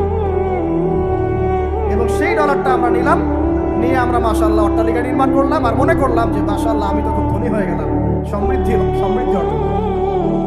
আদতে এখানে পশ্চিমাদের সবই লাভ। আমরা বলি না জালাও তাই কদু, সরি আমরা বলি আম গেল সালাও গেল, তাই না? এখানে আমও তাদের, সালাও তাদের, আদতে আমাদের কিছু নাই।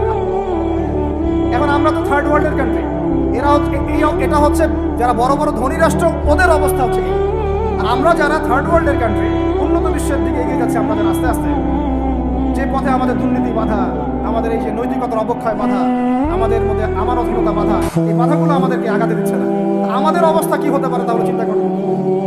এখন আমরা এই জায়গায় আছি, এই জায়গায় বসে বসে আপনি মনে করছেন যে আপনি মাশাআল্লাহ খুব পাক্কা মুসল্লি, হালাল খাচ্ছেন, নামাজ পড়তেছেন, তাহাজ্জুদ রোজা, জান্নাত কিনে নিয়েছেন মাশাআল্লাহ। অথচ আপনার অর্থনীতি সুদভিত্তিক, এবং এই সুদভিত্তিক অর্থনীতির আন্ডারে থেকে কোনো বেসরকারি ব্যাংক পর্যন্ত 100% সুদমুক্ত সিস্টেম দিতে পারবে না। আর এর উপরে আবার আছে ঘুষ, তার উপরে আবার আছে দুর্নীতি, তার উপরে আপনারা আমার মাপে কম দিচ্ছেন, তার উপরে আবার পণ্য মজুত করছেন, মার্কেটে ইচ্ছাকৃতভাবে প্রাইস বাড়াই দিচ্ছেন, এই কাজগুলো করছেন। আমি শিক্ষিত একটা সমাজ পেয়েছি বলে কথাগুলো এভাবে মাহফিলে বললাম, এগুলো মাহফিলে কিন্তু আলোচনা হয় না। এগুলো কি মাহফিল আলোচনা হয়? আমরা বিশ্বাস করি গাজীপুরের শহরের মানুষ, সব ঢাকার মানুষ, আপনারা সব বুঝেন, ইন্টেলেকচুয়াল অডিয়েন্স আছে। এই কথাগুলো খোলামেলা বলার কারণেই ওদের দ্বারা পালিত কিছু তথাকথিত শায়েখ আমার উপর খুব ক্ষিপ্ত। এর আকীদা ঠিক না, এর মানহাজ ঠিক না, লেকচার শোনা যাবে না, ইত্যাদি। ঠিক আছে, আমারটা শোনার দরকার নেই, তোমাকে শুনতে কে বলছে?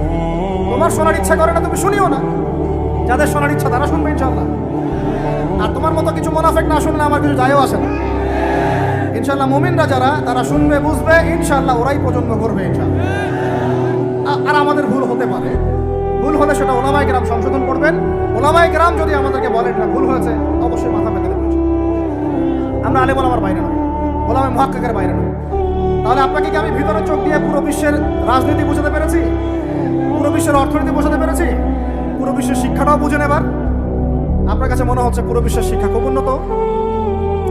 বাহ্যিকভাবে বস্তুবাদী ক্ষেত্রে উন্নত, মঙ্গলে যাচ্ছি, চাঁদে যাচ্ছি, স্যাটেলাইট পাঠাচ্ছি ইত্যাদি, তো এগুলো বস্তুবাদী উন্নতি। আদতে কি হচ্ছে দেখেন, নীতি নাই, শিক্ষা অর্জন করার পর নৈতিকতা নাই, চরিত্র নাই, সালাম কালাম নাই, ধর্মভীরুতা নাই, আমানতদারিতা নাই। একজন ডক্টর, সে মাশাআল্লাহ ডক্টর হয়েছে, হওয়ার পরে এখন সে দেখছি কসাই হয়ে গেল। তাহলে কোন শিক্ষাটার ঘাটতি হলো? নীতি, নৈতিকতার, ইসলামের ওই বুঝটা নাই, পরকালীন কনসেপ্ট নাই। একজন ইঞ্জিনিয়ার মাশাআল্লাহ, আপনি থিটা, সাইন থিটা, কস থিটার সব তো বুঝেন মাশাআল্লাহ। আপনি একজন আর্কিমিডিস থেকে শুরু করে পিথাগোরাস সব করে ফেললেন, কিন্তু ইঞ্জিনিয়ার হয়েও আপনি চোর হলেন। তাহলে কোন শিক্ষার অবমাননা বলেন? একটা মেয়েকে আপনি দেখছেন মাশাআল্লাহ এগিয়ে যাচ্ছে, বাপরে বাপ, ফেমিনিস্ট রেভলিউশন। আদতে ওর গায়ে এখন একটা গেঞ্জি, ওর পায়ে একটা জিন্সের প্যান্ট, বাহিরের চলাফেরা দেখে তার অঙ্গ প্রত্যঙ্গ সব স্পষ্ট দেখা যাচ্ছে। তাহলে সংজ্ঞাটা কি? এডুকেশনের সংজ্ঞাটা কি আমাকে বলেন? শিক্ষার মূল সংজ্ঞাটা কি? আমরা কি এই বিশ্বের মূল শিক্ষা ব্যবস্থা কি মুসলমানরা গড়ে দেয় নাই? একটা বই কিনেন বাসায় গিয়ে, যে এই বিশ্বের 1000 সেরা আবিষ্কার, ওখানে দেখবেন সবগুলো মুসলমানদের নাম আছে না নাই? আপনি যে ল্যাপটপ চালাচ্ছেন, অ্যালগোরিদম কে দিয়েছে? হিন্দু ভাইরা দিয়েছে? খ্রিস্টান ভাইরা দিয়েছে? আমি বোঝানোর জন্য ভাই বলছি, বৌদ্ধ ভাইরা দিয়েছে? এরা দেয়নি। কারা দিয়েছে? মুসলিমরা দিয়েছে। আপনি যে মেডিকেল সায়েন্সের কথা বলছেন, মূল জিনিসটা কে দিয়েছে? মুসলিমরা দিয়েছে। রক্ত সংবহন তন্ত্র কারা আবিষ্কার করেছে? মুসলিমরা। আপনি জাবর ইবনে হাইয়ানকে ছাড়া আপনি কেমিস্ট্রি পড়াতে পারবেন না। ইবনে রুশদ, ইবনে সিনাকে ছাড়া আপনি মেডিকেল সায়েন্স আগাতে পারবেন না। আপনি ইবনে রুশদ ছাড়া এই যে আমরা পাটিগণিত, বীজগণিত, জ্যামিতি, ত্রিকোণমিতি, পরিমিতি করে আপনি করতে পারবেন না। আমরা তো জেনারেল লাইন পড়েছি, আমাদের সাথে বসেন, এগুলো হয়তো সবাই আপনি বোঝাতে পারবেন না। জ্যোতির্বিদ্যায় যাচ্ছেন, আপনি অ্যাস্ট্রোনমিতে যাচ্ছেন, অনেক কিছু করছেন, আপনি মুসলিমদেরকে ছাড়া এক পা আগাতে পারবেন না। মূল ভিত্তিটা করে দিয়েছে কারা? উমাইয়ারা, আব্বাসীয়রা, সেলজুকরা, উসমানীয়রা এবং 4 খলিফার সময়। এই সময়ে এই শিক্ষার মূল ভিত্তিতে দাঁড়িয়েছে। এই যে আমরা যে নাহু সরফের কিতাবগুলো পড়ি, আমাকে বলেন তো, নাহু সরফের কিতাব রাসূলের যুগে ছিল? বলেন, ছিল না। কোন খলিফার সময় থেকে এগুলো সারা বিশ্বে ছড়িয়ে গেল নাম জানেন? আলী ইবনে আবি তালেব। কি নাম? আলী ইবনে আবি তালেব। আরবি ব্যাকরণের পুরো ভিত্তি দিয়ে দিয়েছেন তিনি, লুগা দিয়ে দিয়েছেন, কায়দাগুলো দিয়ে দিয়েছেন। এখন সারা বিশ্বের মানুষ আরবি পড়ছে, আরবি বুঝতে পারছে, ব্যাকরণ বুঝতে পারছে, কোরআন নিয়ে গবেষণা করতে পারছে। প্রত্যেকটা সেক্টরে, ধর্মীয় অঙ্গন বলেন, অর্থনীতি বলেন, জ্যোতির্বিদ্যা বলেন, কেমিস্ট্রি, ফিজিক্স যাই বলেন, মুসলমানদেরকে ছাড়া আগাতে পারবে। তাহলে আমরা যে যুগে ছিলাম সেখানে কি ফিরে আসা যাবে না? সম্ভব না। তাহলে প্রয়োজন কিসের? প্রয়োজনটা হচ্ছে, আমি জেনারেল শিক্ষার বিরোধী নই, পশ্চিমকালেও নয়। জেনারেল শিক্ষা থাকবে, ইংরেজির প্রয়োজন আছে, বাংলা অবশ্যই প্রয়োজন আছে, মুক্তিযুদ্ধ সংস্কৃতি আমরা জানবো, শিখবো, চেতনা ধারণ করবো, সব ঠিক আছে। আমরা সমাজবিজ্ঞান পড়বো, দর্শন পড়বো, সায়েন্স পড়বো, আর্টস পড়বো, কমার্স পড়বো, সব ঠিক আছে ভাই। মেডিকেল সায়েন্স পড়েন, ইঞ্জিনিয়ারিং পড়েন, কিন্তু কোরআন বাদ দিয়ে নয়, হাদিস বাদ দিয়ে নয়, আকীদা বাদ দিয়ে নয়, সিরাত বাদ দিয়ে নয়, ফিকহ বাদ দিয়ে নয়। রাজি আছেন ইনশাআল্লাহ? এখন আমাকে বলেন, এর উপায় কি? এর আসল উপায় কি? এখন এটা কি আপনি চাইলেই প্রতিষ্ঠা করতে পারবেন? আমার ক্ষুদ্র জ্ঞানে আমার কাছে 3টা উপায় মনে হয়। কয়টা উপায় ভাই? এক নম্বরটাই সবচেয়ে সেরা উপায় এবং সবচেয়ে কঠিন উপায় এবং একই সাথে সবচেয়ে ইফেক্টিভ উপায়। সেটা হলো, জাস্ট যদি আমাদের ঊর্ধ্বতন কর্তৃপক্ষ, আমাদের শিক্ষা মন্ত্রণালয়, আমাদের গভর্নমেন্ট, আমাদের প্রশাসন, আমাদের সরকার, তারা যদি একটা টেবিলে বসে ওলামায়ে কেরামদেরকে নিয়ে বসে, প্রতিভাবান ইয়াংদেরকে নিয়েও বসে, শিক্ষা নিয়ে যাদের অবদান আছে তাদেরকে নিয়ে বসে যদি একটা শিক্ষানীতি প্রণয়ন করে, যে না, আমাদের দেশটা মুসলিম কান্ট্রি, বেশিরভাগ মানুষই মুসলমান, মুসলমান জনগণ, মুসলমান যুবক, মুসলমান যুবতী, মুসলমান শিশু কিশোর বেশিরভাগই মুসলিম, অ্যাজ এ ডেমোক্রেটিক সিস্টেম এখানে বেশিরভাগই মুসলিম। তাহলে তাদের স্বার্থ বিবেচনা করে আমরা একটা শিক্ষানীতি প্রণয়ন করি না কেন? একটা শিক্ষানীতি প্রণয়ন করি যেখানে প্লে গ্রুপ থেকে শুরু করে মাস্টার্স পর্যন্ত আমরা মাশাআল্লাহ 2টা শিক্ষাকে সমন্বয় করি। এই সমন্বয়টা করলে আমার ছেলে, বললাম, 2 দিকেই ইনশাআল্লাহ এক্সপার্ট হবে। আমাদেরকে আলাদা করে কোনো প্রতিষ্ঠান খুলতেও হবে না। এটা কি যাই তাহলে আমাদেরকে আলাদা করে কোনো মাদ্রাসাও খুলতে হচ্ছে না এখন, বরং যা আছে এটা দিয়ে যথেষ্ট, যা আছে এটা দিয়ে যথেষ্ট। আর সুন্দর নীতি থাকবে, সিলেবাস করে দেওয়া হবে, দেখবেন সবাই একই ভাষায় কথা বলছে, একই শিক্ষা শিক্ষিত হচ্ছে। একটা লেভেল পর্যন্ত অ্যাটলিস্ট মানুষ নৈতিক শিক্ষা পাবে, ইসলামী শিক্ষা পাবে। পরবর্তী দিকে ফ্যাকাল্টি আলাদা হয়ে যাবে, তারা কেউ ইঞ্জিনিয়ার, কেউ ডক্টর ইত্যাদি ইত্যাদি। এটা যদি আমাকে বলেন, আমাকে 5টা বছর সময় দেন, 5 বছর সময় দেন, যদি মূল্যায়ন করেন, আমি ইউসুফ আলাইহিস সালামের মতো বলতে বাধ্য হচ্ছি এখন, কারণ আমি এটা দেখে অনেক ব্যথিত হচ্ছি। কেউ বলুক না বলুক, আমি কোনো দলের পক্ষ থেকে বলছি না, কোনো মতের পক্ষ থেকে না, কোনো রাজনৈতিক ব্যক্তিবর্গের পক্ষ থেকে নই, আমি আমার ব্যক্তিগত ব্যক্তি স্বার্থের পক্ষ থেকে বলছি, আমাকে 5টা বছর সময় দেন, ইনশাল্লাহ এটা আমি করে দেব। জাস্ট আমাকে একটা সমৃদ্ধ লাইব্রেরি দেন, বসার জায়গা দেন, কাজ করার জায়গা দেন, স্বাধীনতা দেন, ইনশাল্লাহ আমি করে দেই। তারপরে আপনারা চেক করেন, যদি মনে হয় হ্যাঁ দেওয়া যায় তাহলে দেন, নাহলে আমারটা ছুড়ে ফেলে দিন। পরে প্রয়োজনে ওটা আমি একা একা আমার একটা ইউনিভার্সিটি বানাই, সেখানে পড়াবো ইনশাল্লাহ। এটা 1 নাম্বার অপশন। 2, যদি এটা না করা হয়, আর এটা না করার সম্ভাবনাও আছে, কারণ আমি বলছি পুরো বিশ্ব আমরা নিয়ন্ত্রণ করি না, আমরা নিয়ন্ত্রিত। আমরা কি নিয়ন্ত্রিত? তারপরে দ্বিতীয় অপশন হচ্ছে, যতগুলো শিক্ষা প্রতিষ্ঠান এখন আছে, স্কুল হোক আর মাদ্রাসা হোক, এগুলোতে আপনারা সিলেবাসের মধ্যে একটু সমন্বয় নিয়ে আসার চেষ্টা করেন। সিলেবাস একটা আছে, ঠিক আছে, বুঝলাম, একটু সমন্বয় আনার চেষ্টা করেন। সমন্বয় করে অ্যাটলিস্ট বাংলা ইংরেজির সাথে আরবিটাকে মিক্স করার চেষ্টা করেন। আমার ছেলে কোরআন শিখলে কোনো সমস্যা নাই, সে বিপদগামী হবে না, সে গোমরা হবে না, সে কখনো জঙ্গি সন্ত্রাসী হয়ে যাবে না, বরং সে এই দেশের একজন সম্পদ হবে ইনশাআল্লাহ, ইনশাআল্লাহ তাআলা। এত ভয় কিসের? কোরআনকে এত ভয় কেন করেন? নবী সুন্নতকে এত ভয় করেন কেন? সমস্যাটা হচ্ছে কোরআন হাদিসের সঠিক ব্যাখ্যাটা না প্রচার করার কারণে কোনো কোনো ক্ষেত্রে মানুষ উগ্র হয়ে যাচ্ছে, এটা সত্য। কিন্তু আমরা সেই উগ্রতা ছড়াতে চাই না। আমরা কোনো বিচ্ছিন্ন জনগোষ্ঠী নই, আর আমাদের কোনো গোপন কোনো এজেন্ডাও নয়। আমাদের এজেন্ডা একদম স্পষ্ট পরিষ্কার। আমরা মুসলমানদের মধ্যে নৈতিকতা চাই, সুন্দর শিক্ষানীতি চাই, হালাল অর্থনীতি চাই, এবং হালালভাবে বেঁচে খেয়ে আল্লাহর ইবাদত করতে চাই, এতটুকুই। এর বেশি কিছুই আমরা চাই না। এর বেশি কিছু চান না। আল্লাহ পাক আমাদের সবাইকে তৌফিক দান করেন। এই 2 নাম্বার অপশনটাও এফেক্টিভ যদি আপনারা করতে পারেন। আর 3, 2 নাম্বারও যদি কাজ না হয়, তাহলে 3 নাম্বার একটা অপশন খোলা থাকে, নতুন করে কিছু প্রতিষ্ঠান গড়ে তোলেন, এবং সেই প্রতিষ্ঠানগুলোতে আপনি আপনার মতো করে সুন্দর সিলেবাস মেনটেন করে আপনার বাচ্চাদেরকে পড়ানোর চেষ্টা করুন, যেখানে বাংলা, ইংরেজি, অঙ্ক এগুলো থাকবে, জেনারেল শিক্ষাও থাকবে এবং ইসলামিক শিক্ষাও থাকবে। এছাড়া আমার মনে হয় না এই প্রজন্মকে বাঁচানোর চতুর্থ কোনো রাস্তা বাকি আছে। যদি থাকে আপনারা আমাকে জানায়। ভিতরের চোখ দিয়ে কি শিক্ষা বোঝাতে পেরেছি ভাই? আর 2টা জাস্ট বুঝাই ছেড়ে দেবো, জাস্ট 2টা, ধৈর্য ধরেন। ভিতরের চোখ দিয়ে এবার সংস্কৃতি বোঝেন, কি বুঝবেন? ভিতরের চোখ দিয়ে যদি দেখেন, দেখবেন আমাদের মুসলমানদের সংস্কৃতির মধ্যে এখন সব বিজাতীয় সংস্কৃতি ঢুকে গেছে। একটা বাড়িতে, একটা বিয়ে বাড়িতে যদি গানও বাজে, সেটাও বাজবে হিন্দি গান, সেটাও বাজবে ইংলিশ গান। মানে আপনি গানটাও যদি শুনেনও, একটা বাংলা গান শুনতে পারেন না। কারণ যে বাংলা ভাষার জন্য আপনি জীবন দিয়েছেন বলে দাবি করছেন, ওই চেতনাও আপনার মধ্যে আর বাকি নেই।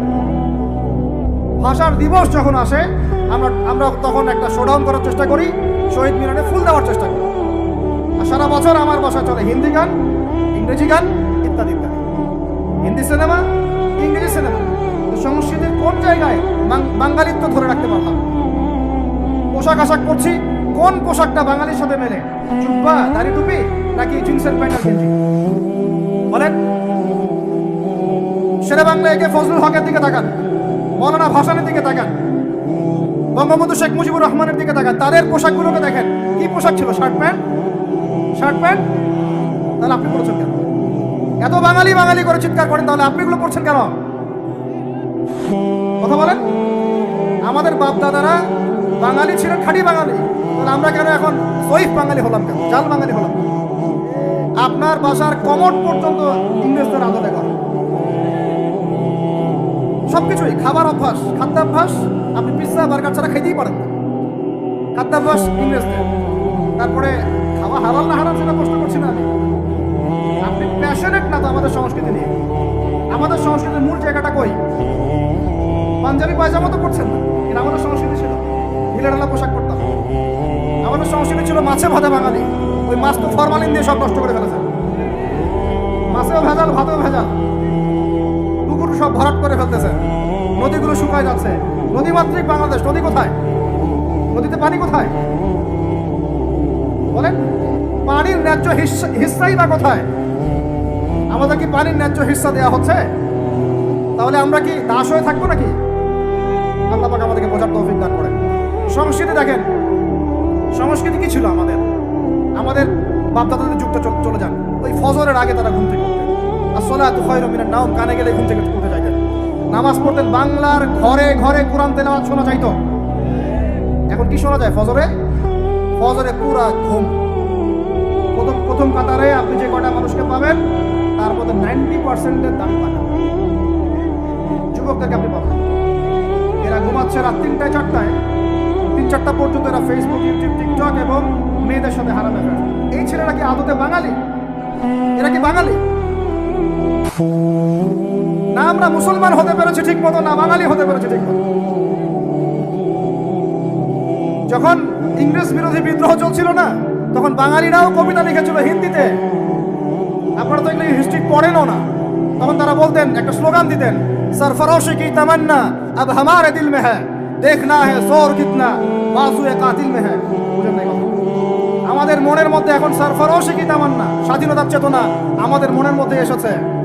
দেখার বাকি আছে জালেমের বাহুতে কত শক্তি আছে। আপনারা এখন কাজী নজরুল ইসলামের কবিতা পড়েন না?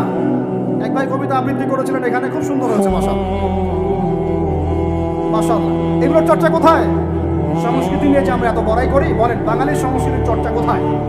কাজী নজরুল ইসলামের কবিতা আমরা আমাদের পাঠ্যপুস্তকে পড়েছি। উমর রাদিয়াল্লাহু আনহুকে নিয়ে কবিতা ছিল, মনে আছে?